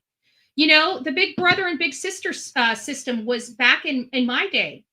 You know, they great stuff. But see, no matter what we do, and this is the sick part of it, no matter what we do to create healthy programs, we always have that bad element that infiltrates that good organization and gives it a bad name. For example, in the Boys and Girls Club, there have been several big brothers or big sisters that have done violating things. We'll leave it at that. We're in true crime. I'm going to say that I think you get what I'm saying, right? I think we can say you guys get what I'm saying, what I'm implying over here. So it's not that these organizations are good, are not good. Sorry, yeah, that was definitely a misspeak. Not good. It's just that when you hear stories, like say a story coming out that a big brother did a terrible thing, parents are starting to say, oh my God, you know, we can't have them there because of this guy. And now you have a problem. And it was something that was supposed to be good that turned into bad. They still have it. They still have the program, thank God. And there's still a lot of people that are associated with it, and a lot of big brothers and big sisters out there that are still, you know, they're able to mentor these kids. And it's a blessing, especially for, listen, I it's nothing about that I say that girls shouldn't have that. It's just, I really like it for the men or for the boys, because typically what happens, we'll hold that.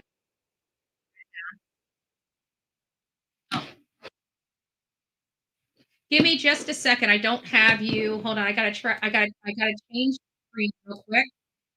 And then I gotta change. Okay. All right. This is I'm sorry about that. Nobody can hear you. This is Betty. How No are worries. you? I just had one either thought or question. Sure. So I'm going to refer to the big guy there that got out of the truck, and you know he wiped something down in the car. My thought or my question is, why would he wipe that down only to put the girl back in the car? So her fingerprints are going to be in there. So I'm wondering, was there somebody else involved, and they don't really care about the girl? Does that make sense? Yeah, you know what? Now that What you're was he saying wiping? Now that you're saying it like that, like my lip, I can always hear my gears starting to turn in my head, and it's like, you know, it makes you wonder if they killed them, and then somebody got out of the car before they got to that, and they got into the truck, and they're like, oh crap, you need to wipe that part down, and they Put the girl in there maybe, and the other person, you know, wipe their fingerprints off, but the girl don't really matter. yeah. It's possible, and you know what? The girl may not even. They may have not worried about her. She might not have any charges. You know, if the cops don't have your fingerprints, they got nothing to compare them to. Right, that's true. Well, we know that whole genealogy thing. Yeah. You never know, I guess. But you know, somebody brought up the rag that he took out of his car, and they were talking about, well, what about the transferred DNA from the rag? And I was thinking, you know, that's smart. I wonder how much, because it looked like it was on the floor of his truck. How much stuff that he did not realize that he just transferred from his vehicle into that vehicle microscopically by using that rag. Right. I really do think that they do know who it is, just because, like you said, when they kind of become quiet and they're not saying anything. I just think they already know who it is. So, but yeah, I've been thinking about that whole thing with like, why did he wipe it down? Just push the girl back in. Like, her fingerprints are still going to be on there. So what the hell was he wiping down? Somebody else had to be involved. So maybe somebody else did the killing, put the girl in there, told her to just, drive the car over there, and they wiped that other person's, or thought they maybe got rid of the other person's prints. Yeah, But it I looked don't think like it's they that may have already tried to wipe the car down previously, because one of the things that it appears, or at least something that I'm hearing in the back chats, is that he had something in his hand before he grabbed the white towel, and it appeared to be a roll, like a paper towel, an empty paper towel roll in his hand. So if that was the case, now I couldn't see it. I tried to blow it up and look at it and see. I couldn't tell one way or another. But if it was a paper towel roll, an empty paper towel roll, then that means they probably already tried wiping the car down before they even got there. And they were coming there to do the final wipe down of the car. Well, and I also do think that the purpose of that man, I think you might have mentioned this. I do believe that it was to make sure that the job was done. Like, he had to see what the heck, is she dead? Is he dead? She got out of the car. I think that was another that was the purpose. reason why I said that, because she got out of the car, and it seems like the only way he would have been able to see the body back there, unless he opened the second door, was to look behind her to see what condition it was. Yeah. So who knows? Maybe he's like the shot caller, or the big man, or he looks like it could be. I don't know. Just my thoughts. He doesn't look like somebody I want to mess with. I'll tell you that.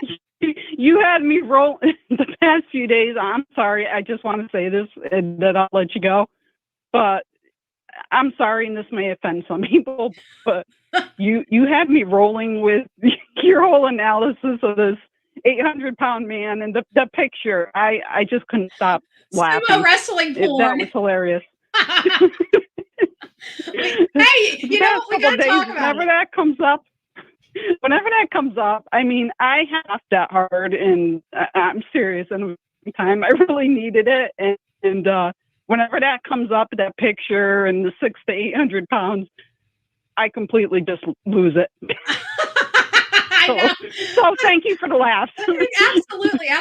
I didn't expect it to. Well, it was crazy because I was plugging this stuff in, and it wasn't until I said it out of my mouth to you guys, and I'm like, wait a minute, there's no way that guy's like 800 pounds, and I'm starting to, and I'm trying to think on my feet, but that's what I put in. And so then I started like, I got to fix this. I got to go look at bodies, and trust me, I've seen a lot of stuff. This was a little disturbing for me, especially the sumo wrestlers. I can't do the skin stuff, okay? No, I hear you. But that's just all I wanted to say, and I thank you for taking my call. Oh, absolutely. God bless you. Have an amazing day. Yep. You take care, buddy. Bye. Bye-bye. Watch, one of the haters are going to probably send me some tickets to some sumo wrestler. I will auction them off here on the Bullhorn Betty channel, okay? I am not going to. I'm sorry, sumo wrestlers. There's just, everybody has their own ish, right? OCD-ish, right? Obsessive-ish, right? We all have our ishes, right? My ish is moist and big guys slapping body parts together, okay? And calling it entertainment. I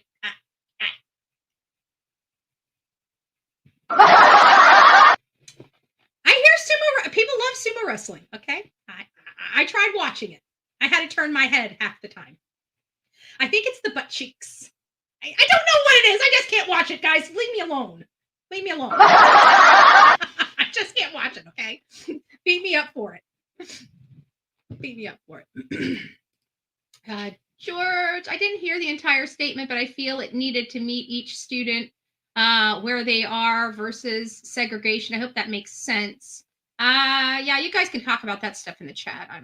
Yeah, there are a total of 3 people involved. There's 3 people that know what happened. At least. I think there's probably more than 3, but there's definitely at least 3 active participants that we saw. We saw whoever threw the rag. We didn't actually see them, but we know they're there. We got the big guy. We got the sumo wrestler guy, right? And then we got the chick. The chick that the reason why I say I think she was nervous is because of the way she was driving. And you're like, well, Betty, she was just driving slow into a parking lot. Yes, but she hit when you're driving without your lights and you've got a dead person next to you, you're not wanting to turn on your blinker to turn. She did that. Okay, that's a nervousness. Trying to do everything perfectly and perfectly right, not trying to get attention to yourself. You turn on your blinker when a blinker wasn't needed. So that's what made me kind of feel that she probably had some anxiety, which you can imagine a female doing that. I'm sure, no matter how hard a female wants to pretend to be, there's still a female at the end of the day. You can't take the female out of a female. I mean, you just can't, in my opinion. Say that, in my opinion. Somebody tossed the towel to the guy. Yeah, that got out. Yeah, absolutely. There was definitely a toss. I remember seeing it. We were here. It was the first time we were watching it, and we watched it through, and it caught my eye, and I'm like, guys, somebody threw that towel to him because it wasn't there, and then boom, it was. Like, it was tossed. It was tossed. Fiber hair. Yep, on that rag. Yep. The truck is a Ford. No, actually, if you look at the video, you can see a perfect Chevy emblem on the back of the truck, but you have to look at it you can't look at it from the view of the blown up, the zoomed in view. It has to be from the original view of that. You'll see the perfect Chevy emblem right on the back of that tailgate. So I think the Ford Chevy thing has been, they have the same bodies, same body style. The Chevy, the Silverado, the F-150 and the Silverwater have about the same body style. The brake lights are slightly different. The brow is slightly different. There are definitely specific differences between the makes of the F-150 versus the Silverado. But from a long lens view, from I guess a bird's eye view would be probably better to use. It looks clearer from the bird's eye view as opposed to the zoomed in view. So go back to that original San Antonio PD and look at that video and slow it down. You'll see what I'm talking about. You can see the Chevy emblem. It's not an oval. It's the Chevy emblem has 4 the little like the you guys know. Is Dumpling still up? We didn't put you to sleep yet. What's going on? What are you doing, Dumpling? Oh, Lord. I don't think he wiped anything down. I think he bent down and got a weapon out of the... I kept thinking that, too, because I told It's Me Too... I'm just going to call you Me Too because it's too complicated. Me Too was on the phone, and I was telling her that it looked like when he put the rag back in, it was stiffer. It wasn't as limp as it came out of the truck to him. It was stiffer. And when I looked at it from that angle, I even told her, I said, I thought it was a rifle. And then when you look at it again, you're right. It could very well be a handgun. He could have reached back there and picked up that gun with it. I don't know. I know he was there helping. No matter how you look at it, he's an accessory after the fact, even if he didn't even do a damn thing to either one of them, because you saw him wiping the door down. He looked in that back seat. He knew there was 2 deceased people there, and he was still talking to the chick and instructing her on what to do. That's my opinion. Oh, I forgot to put the phone number up. Sorry. The phones are open, guys. Keep forgetting to put the phone number up. Sorry. There you go. If you guys would like to call in and, I did put the number up. We did have a call. It's probably he getting the weapon and the phone of Savanah and Matthew. Ooh, the phones. And that's another thing. I could have sworn, maybe I'm wrong about this. This is what, it wasn't until recently that I realized Savannah's phone was also missing. I thought they said they found Savannah's stuff at the apartment. I thought her phone, her keys, the candle was on. I must have screwed up. I mean, I never said anything, so I wasn't like passing around misinformation or whatever, misspeaking or whatever these animals here on YouTube try to. I wasn't lying to you guys. Sorry, that's what they try to tell you I do. So it's whenever I was looking at it or reading it, I could have sworn they said her phone was at the house. And his phone was missing. It wasn't until recently that I heard that both of the phones were missing. I always knew Matthew's phone was missing, but for whatever reason, I could have swore I read those initial reports, and I thought that her stuff was left at the apartment. I don't know. But you know what? When they were talking about it, now that I'm thinking about it, when Matt's parents were doing the interview, they talked about the candle, but I don't recall them talking about anything else. They said they found an overnight bag she was supposed to be taking to the hospital with to give birth, and the candle was burning. Yeah. Well, they actually said the candle was on. There's been some back and forth with that. Was it a battery operated candle, or was it an actual lit candle? But I'm thinking with the way that they said it, like it was very uncommon for them to ever leave with the candle on. I keep thinking about burning, because why would you turn a candle off if it was battery operated? It's not going to cause any damage. But if it was a burning candle, you'd blow it out before you left the house because it's a fire hazard. Good morning, Frankie. It's nice to see you. I wonder if they took the shell casings out at that time. The shell casings were, well, I think there were I believe there were at least 2 shell casings. They said that they were shot multiple times. Did anybody else hear that? I heard that somewhere, and I can't remember. Was it a press conference I heard it at? But I heard multiple. So, they have the contact wound, and that might be the one that ended their life. But I could have sworn I heard somewhere, and I can't remember if I read it, if it's factual, or if it's rumored. So we'll classify it as rumored until we can state it's fact. But I could have swore I heard somewhere they said it was multiple. They had multiple shots. Maybe it was it the autopsy? Possibly. Law enforcement will still be able to get the data from the phone. Oh yeah.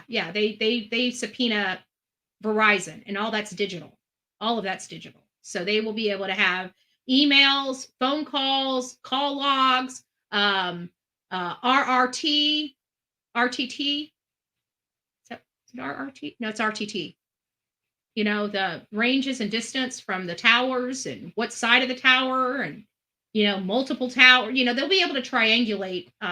In my opinion, Brooklyn. Yeah, very good, very good. Yes, thank you for that. Hey, good morning. Good morning, love it. It's nice to see you. I wonder why she didn't have her purse. Well, one of my 2 theories, and we have a couple theories on what happened, or a few theories. There's multiple episodes or editions of, one or the other. So, the way I'm looking at it is of one of 2. They either didn't leave their apartment willingly, or they did. Right? And it's like, okay, Betty, that's not rocket science. They either left willingly or they didn't. Yeah, I know. Right? But I'm saying that because some people believe that they got in their car and went to go do this drug deal because we knew he was re-upping. He would have been re-upping that night, but would he have driven somewhere? Would they came to his house? Because we still have a scream. We still have the fact that, just like people said, the purse. There's just some things that were left at the home that seem like they should have went with them, maybe, and didn't. So it still gives that possibility of somebody coming to that house and taking them with them, or riding with them over to wherever they were going to meet up. If somebody came over there and said, "Hey, you need to come talk to the big guy. He wants to talk to you. I'll drive." It's possible. Somebody brought up in one of the Reddit posts of him being Matthew being in the front seat, and then basically reaching over the front seat and grabbing him and pulling him into the back seat, and taking care of that there. But like they said, that would have been tight quarters to be doing a lot of damage. So we don't know. There's also the possibility of, Savanah staying in the car. And so there's a lot of variations of different scenarios as well. So we've got like scenario A, A1, A2, A3, A4, right? And then we have scenario B. We have scenario B1, B2, B3, B4. So, I mean, there's several different scenarios here, even of those options of leaving willingly or unwillingly. But something obviously happened to them. And it's starting to become a little hard not to look at the fact that they just had a courtroom brawl with somebody that killed their her brother, just 2 months before this. He was obviously associated with some type of gang because he offed her brother for stealing vapes, which, again, we know that this is an organized drug, this is jitterbug crap because adults don't kill people over stealing vapes, okay? They end up putting them to work and making them their bitch for a while to earn off that. I've been around the block a time or two, okay? I know how this stuff's done. That's not how you handle your business. There was another personal beef, in my opinion, other than the theft. It was a disrespect factor. But again, even with the disrespect factor, it's still jitterbug crap. Jitterbug crap. Because the usually the higher up, they don't get involved in all that stuff. If you're getting whacked, you're getting whacked for ratting them out, stealing their money, or stealing their dope. They're not going to whack you out for a couple of vapes. That's jitterbug crap. My speculation is that he went to go re-up, and that's what they did because they were in the car about 3 to 4 days. Nobody noticed because nobody usually parked where they were found. Yeah, there was definitely something. And everybody's like, why did it take law enforcement so long to find the car? Listen, nobody knew where the car was. The family didn't know where the car was. I'm sure they were working right now. They were working on subpoenas and warrants to get the last ping location of their phone, to get the, like GM to give them the last location of their car. They were going to find this car. The lead was called in, and there was some confusion related to the tag on the back of the car from what I heard. I don't even know that if that's accurate, but it's been said enough that that's what I believe to be accurate.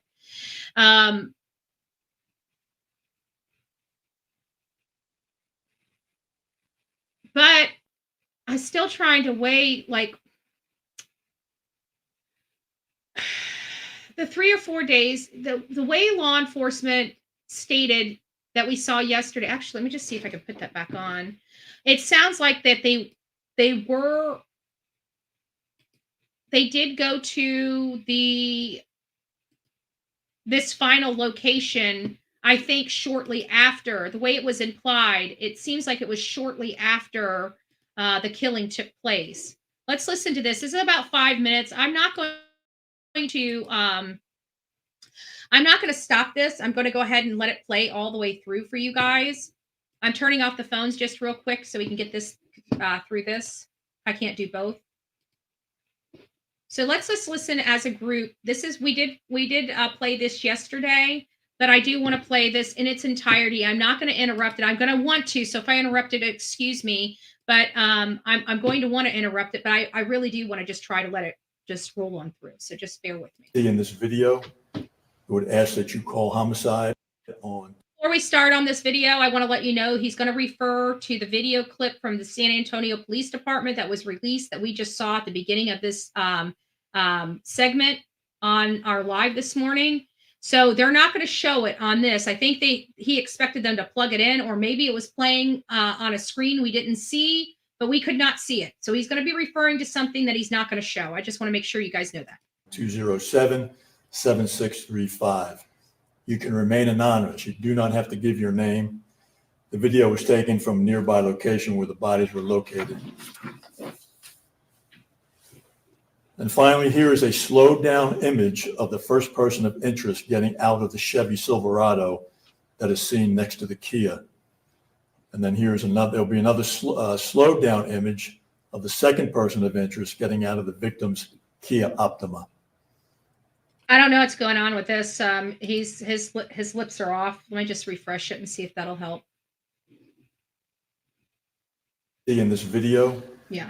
I would ask that you call homicide on 207-7635. You can remain anonymous. You do not have to give your name. The video was taken from a nearby location where the bodies were located. And finally, here is a slowed down image of the first person of interest getting out of the Chevy Silverado that is seen next to the Kia. And then, So we're going to go ahead and go over to that, that video so you guys can see it. Try and find it. Because that's what he told. I can't find it. Here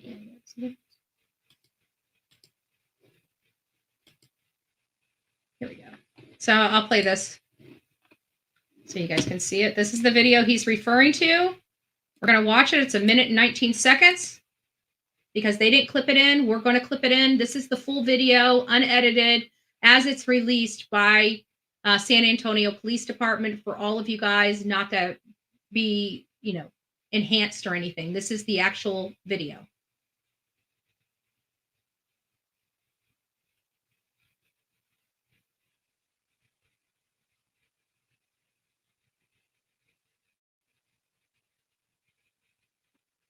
So he's standing the whole time. He never quite leans down.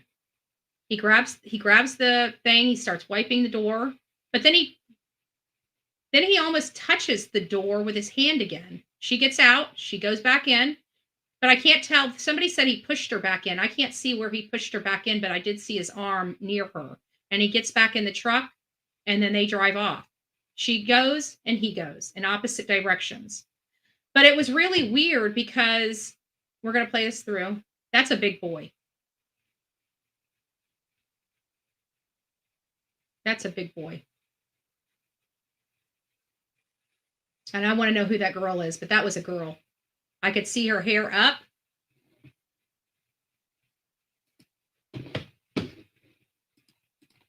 Her hair was up like this, and you could see the ponytail going back.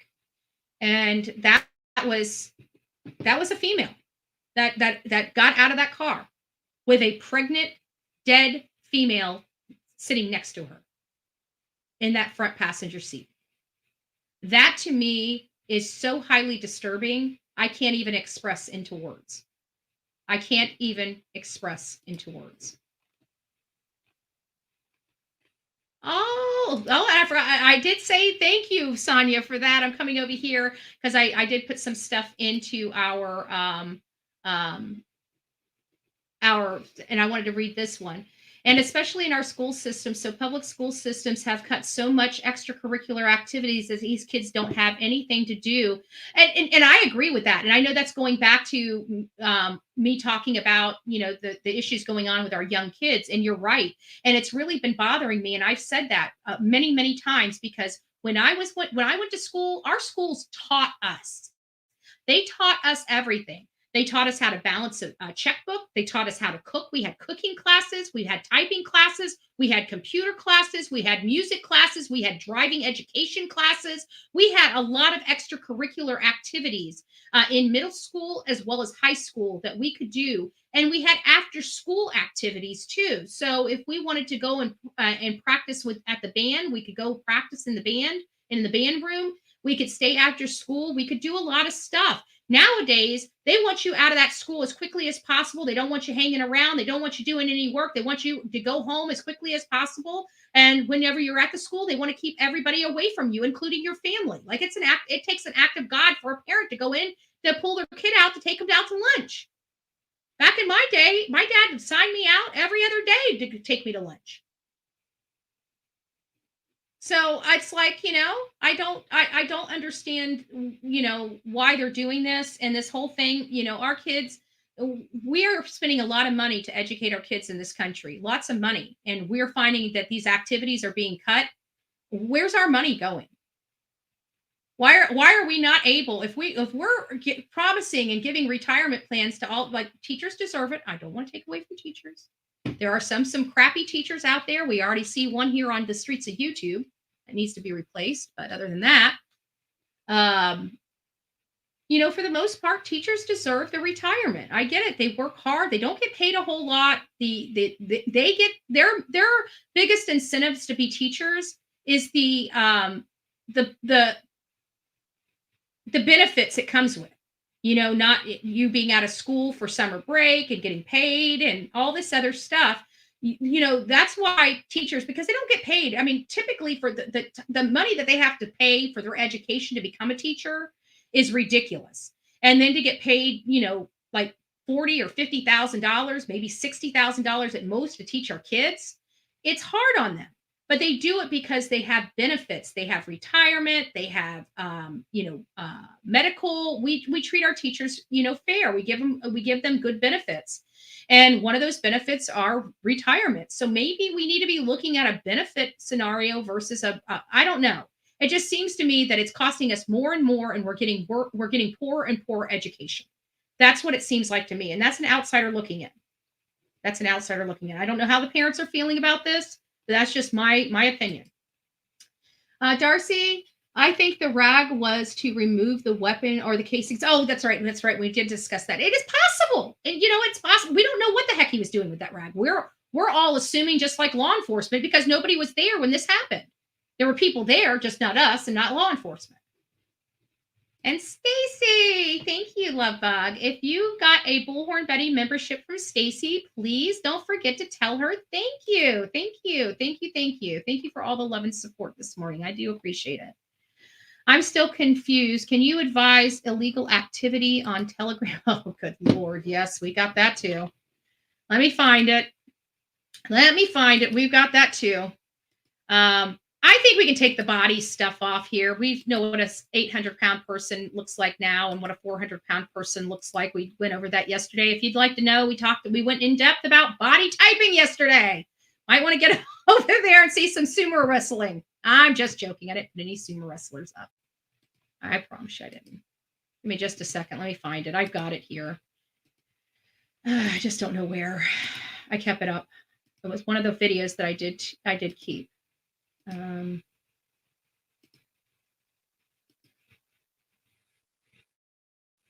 this it?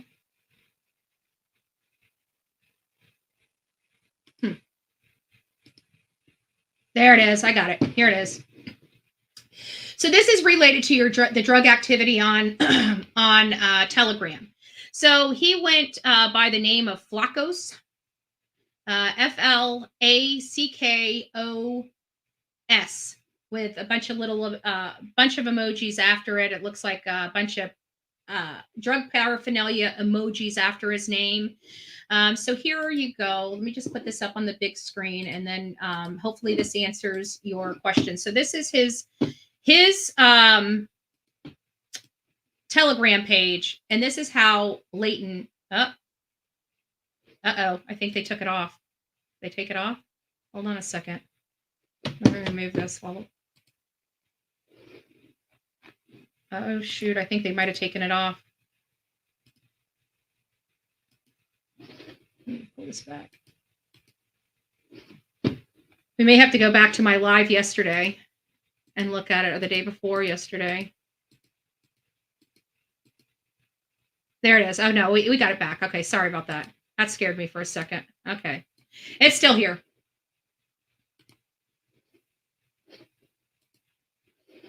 Okay, here you go. So this is his Telegram, and this is what he was. Now we can't say that the stuff on here is what they're being implied to be, but it looks like it. But look at that, how blatant that was. He's taking pictures of himself with all of that drugs. Just very blatant. Didn't care who saw him. He was moving weight, and he was using the Telegram system to do it. I'm dumbfounded. People told me that the young kids these days are using this system. We're now in a point in our time in this country where you can go online and order the most illicit drugs. They just put that Silk Road guy in prison. And now we have Telegram that I didn't know. I use Telegram all the time. I've never even considered that Telegram was used for this. I have to be honest with you. I am literally dumbfounded and mortified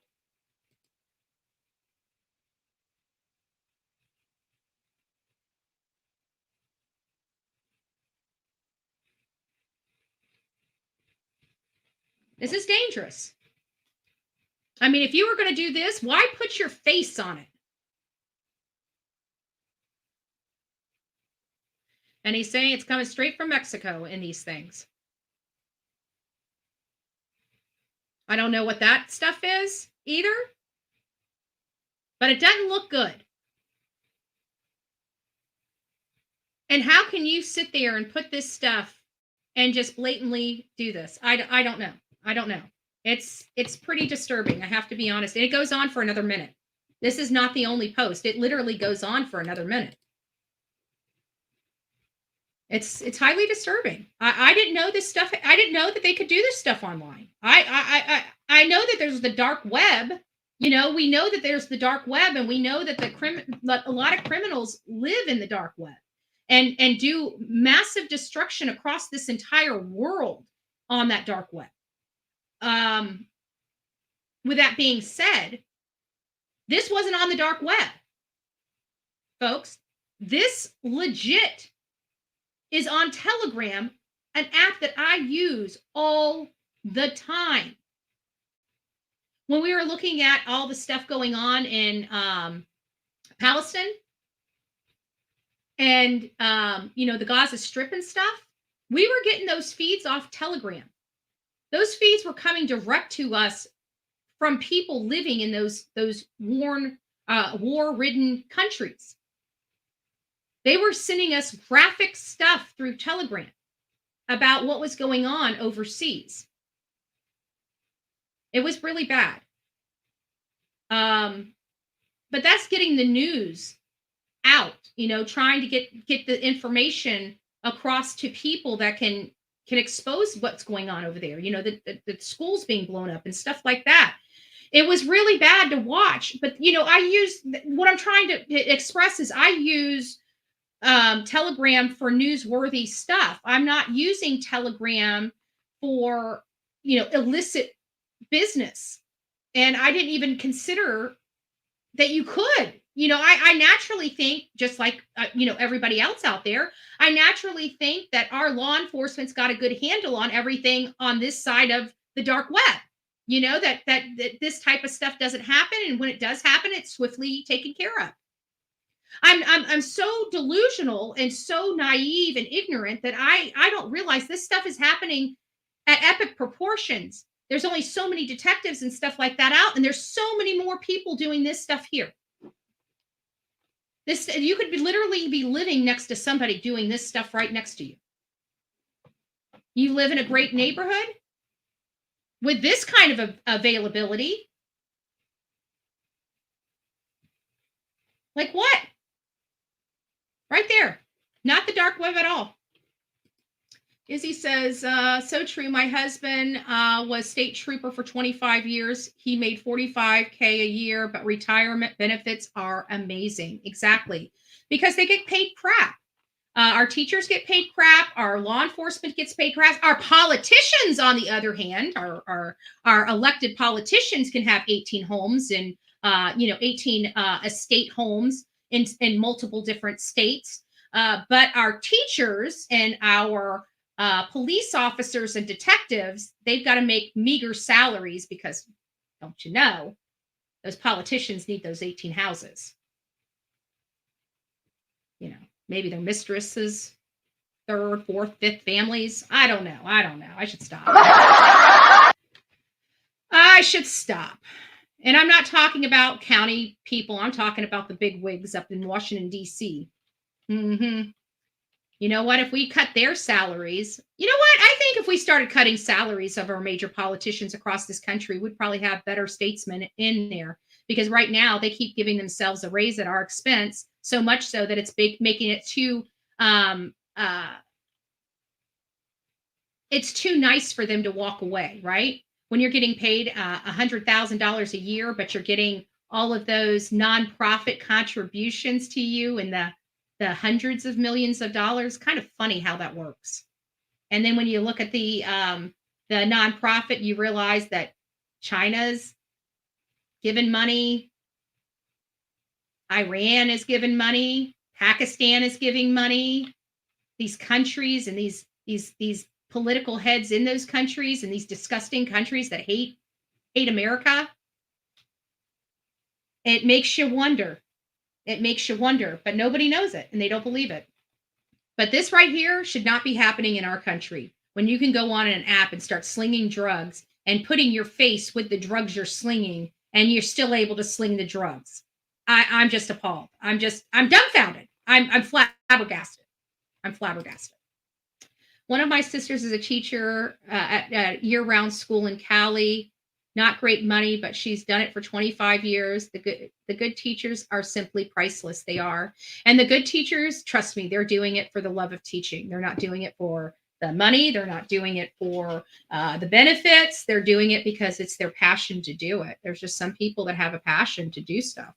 And teachers, I think teachers are one of them. I think a lot of bad people have realized that the teacher profession, there's not a lot of teachers, and they're not paying the teachers well. So, good teachers are going to like private schools. And so it's leaving this kind of void where it's allowing these predators to say, hey, I can get a teaching degree and go teach. They don't know why until they become the predator that they were teaching to become. I don't know. There's a lot of unsavory things going on with our teachers in some of these schools, and it's becoming more rampant than we know in the past. It could be because social media is getting information out quicker to people. This could have been going on for a really long time. We were just ignorant to it. I mean, look at all the cases that we're still bringing up that happened, weeks ago that we didn't even hear about. So this stuff is going on. Yeah, now that this happened, I would doubt that the system is going to be able to advertise drugs. Yeah, no, I'm pretty sure we put a spotlight on this. But law enforcement knew about this Telegram situation before, but it wasn't for the aspect of the drugs. Did you guys hear that man? I'm sure it was on, I think, actually, I believe Jennifer Coffindaffer posted it too. I read about it and I was going to bring it up, but I couldn't because it's almost too sensitive of a topic. Let me see if I can find her real quick. I'm pretty sure I'm pretty sure she had it on her page. It might just be easier for me to go grab it from there. And this guy, for his birthday, was coming into town to mess with a baby. And the officers caught this guy on Telegram. He was making this negotiation. No, she didn't have it on here. Oh, yes, she does. Here it is, right here. Right here. And he was going, they caught him on Telegram. So now we know for a fact that it's not just Telegram that's selling drugs. They're selling experiences on Telegram. Disgusting, violent, offensive experiences. I'm going to drop this down here. Actually, I'll just blow it up. I'll give you guys a little blowed up version of. You guys are going to want to read this story. It's enough to make you want to throw up in your mouth. A baby. For his birthday.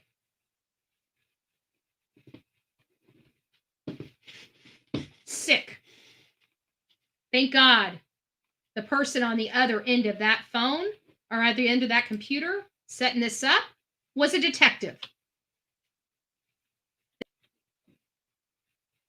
And I keep wondering how many times, every time something like this happens where you got a creep like this, it makes me wonder. It always makes me wonder, how many more before you were caught? How many times did this happen before you were caught?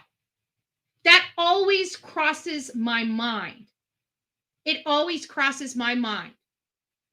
How many times before you got caught? I don't know. That's one sick. I can't. It almost makes me want to throw up in my freaking mouth. Telegram is owned by Russians. It won't get shut down.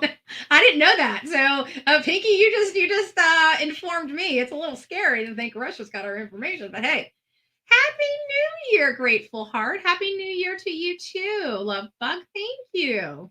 Thank you, and God bless you. you have a secret group there that delivered videos, exploit children 100. It's getting sick. Our like for normal people like me and you, we value and we're so thankful that we have internet. We can come on here and talk to a bunch of people. We can do a lot of research. Remember those Encyclopedia Britannicas that we had? At least if you're old as dirt like me, you remember them. The Encyclopedia Britannicas. Well, now, you have that literally at a stroke of a finger, but not you don't have to sit there and look through all this stuff. You can literally type something in and you literally have all these resources to read and really understand about a subject. Like people can learn so much on social media, expand and explore and all this. We have so many things. This is the internet has changed literally everything for the world. It really has. It's just an amazing addition. But the problem is people found a way to abuse it, like they always do, right? They found a way to abuse the system and use it for bad things. I have to think this is happening more and more, and it's becoming almost overwhelming for law enforcement. Almost overwhelming. That's truly what I believe. All right, guys. Wow. We did 2.5 hours today. There's a lot still to be had on our talking points on the Soto case. We're not getting into evidentiary stuff just because I realize we are dealing with a gang element. I truly believe that at this point, it's not a boyfriend, girlfriend, a jitterbug beef. This is that went, and a jitterbug beef can be very deadly. We've seen 10, 11, 12, 13-year-old kids offing other people, right? So this is not one of those situations. I truly believe after watching the video over and over again, when we came out and the first name coming around was Annalisa, and her boyfriend, and then hearing all that stuff. And it was good sleuthing. People did bring up a lot of relevant stuff, and I'm glad that they did, but I just believe, and they may have knowledge of this. They may be friends with the person that did this. But the people I saw in that vehicle, and every time you watch it, you get more finer details. It's kind of like when you're dealing with somebody that has a language barrier, but they have like broken English, and it's really hard when you first get to meet them. It's really hard to understand them. But you guys have been friends now 6-9 months, and now you understand that their broken English didn't change. You just understand. I feel like every time we watch it, we're getting a little more detail in the image, But what I'm seeing now is not Annalisa, and it's not her stepdad. I am seeing a big old fat cat Mexican man with hair that looks really mean. This is not an older man. I saw compression socks on him just like everybody else did. Could have been just socks to hold his cankles up. I don't know. He's a big boy. I didn't see cankles, but you never know, right? He's a big boy. That's all I know. And when you go I'm going to actually try to take an enhanced photo and kind of outline the body, if I can, and see if we can get, because the only time we get a shoulder to shoulder width of this guy, which is much bigger in my opinion than Annalisa's dad, and it's the shoulder to shoulder angle. That shoulder to shoulder angle is a wide shoulder to shoulder angle. It really is. And then you got that big old belly on him. It's that man's much bigger, in my opinion, a much heavier person than Annalisa's stepdad. A much, much heavier person. If I could say probably by 100 pounds, I would say it. Like, I think this guy is 100 pounds more bigger than Annalisa's stepfather. At least 100 pounds. We're looking at a big dude. We're looking at somebody that's 400 pounds or more. 400 pounds or more. That's how big that guy was that was stepping out of that truck. It's sad that I have to worry every day when my son goes to school. It is. And schools are no no different either. But anyways, I'm gonna go ahead and turn off the phone. I didn't put it. I had to turn the channel. You guys wouldn't have heard the phone ringing anyways. I would have only heard it. But I went ahead and turned off the phone. We are up. We're past our 2 hours. I hope you guys learned something. You know, a little bit of this was just chit chatting and just chatting back and forth about certain key factors and opinions and perspectives and things like that. We really don't have any new news than what we had days ago. Okay. At the end of the day, the kids disappeared somewhere between the 22nd and the 23rd before they were supposed to be, you know, in late, you know, be induced for labor on the 23rd. So it was my understanding, I think they were meeting at the hospital like at 2 p.m. and she was going to be induced by 6 p.m. or something like that. So she was supposed to be, and everybody didn't hear from her, didn't see her. Her family showed up and she was not there. And of course, fear set in. They try to call. She's not picking up the phone. Matt's parents are trying to get a hold of him. He's not picking up the phone. The Soto family goes and files the police report. The Guerrera father goes over to the house, kicks in the door, and then ends up going and filing a police report. Everybody is down each other's throat because there was some violence in the past between Soto and Guerrera.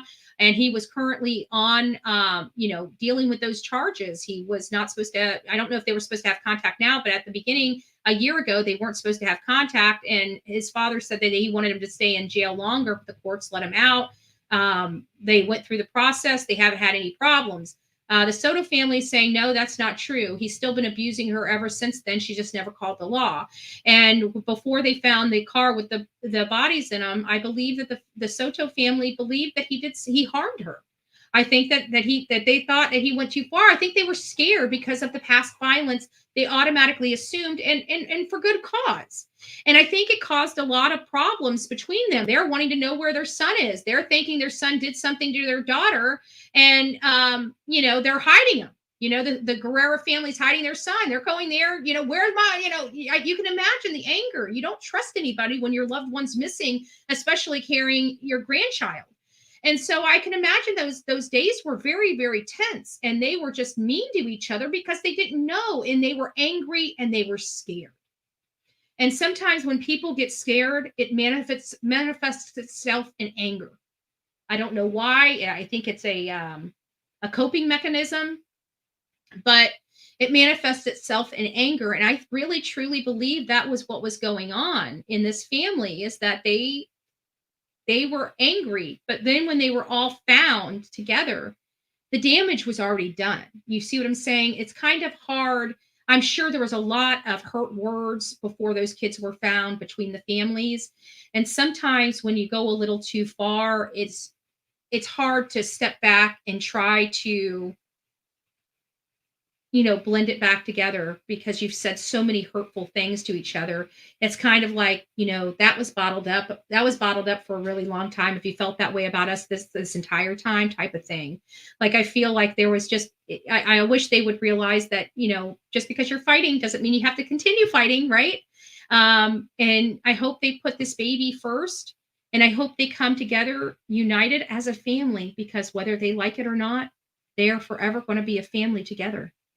And they will always be tied together by this death and tragedy.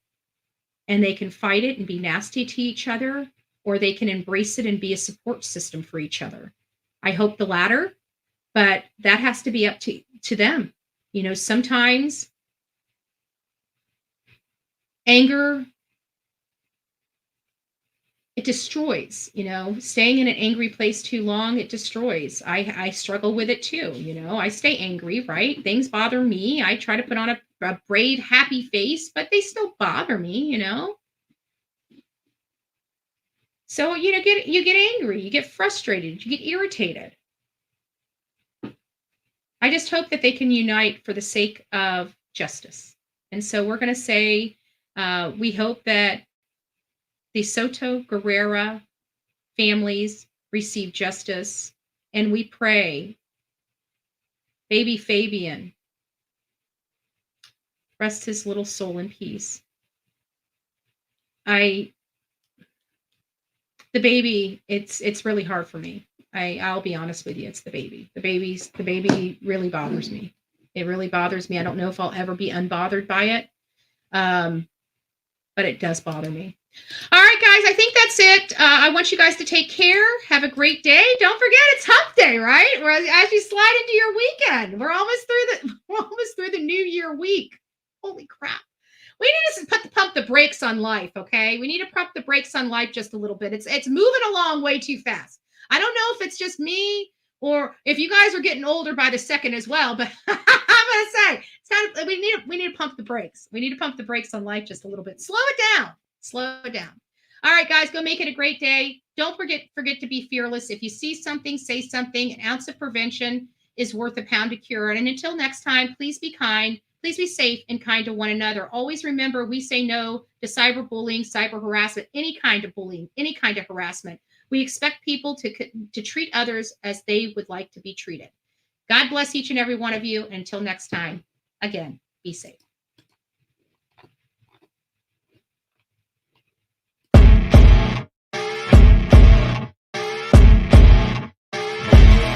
As you wake up in the morning, you want to find the latest, greatest information about criminal cases and have an intuitive conversation about the suspects associated with these cases. Head over to the Bullhorn Betty channel on YouTube.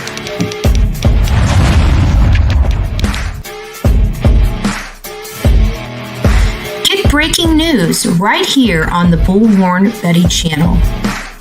Welcome to the Bullhorn Betty Coffee Club. Enjoy your stay and enjoy your day.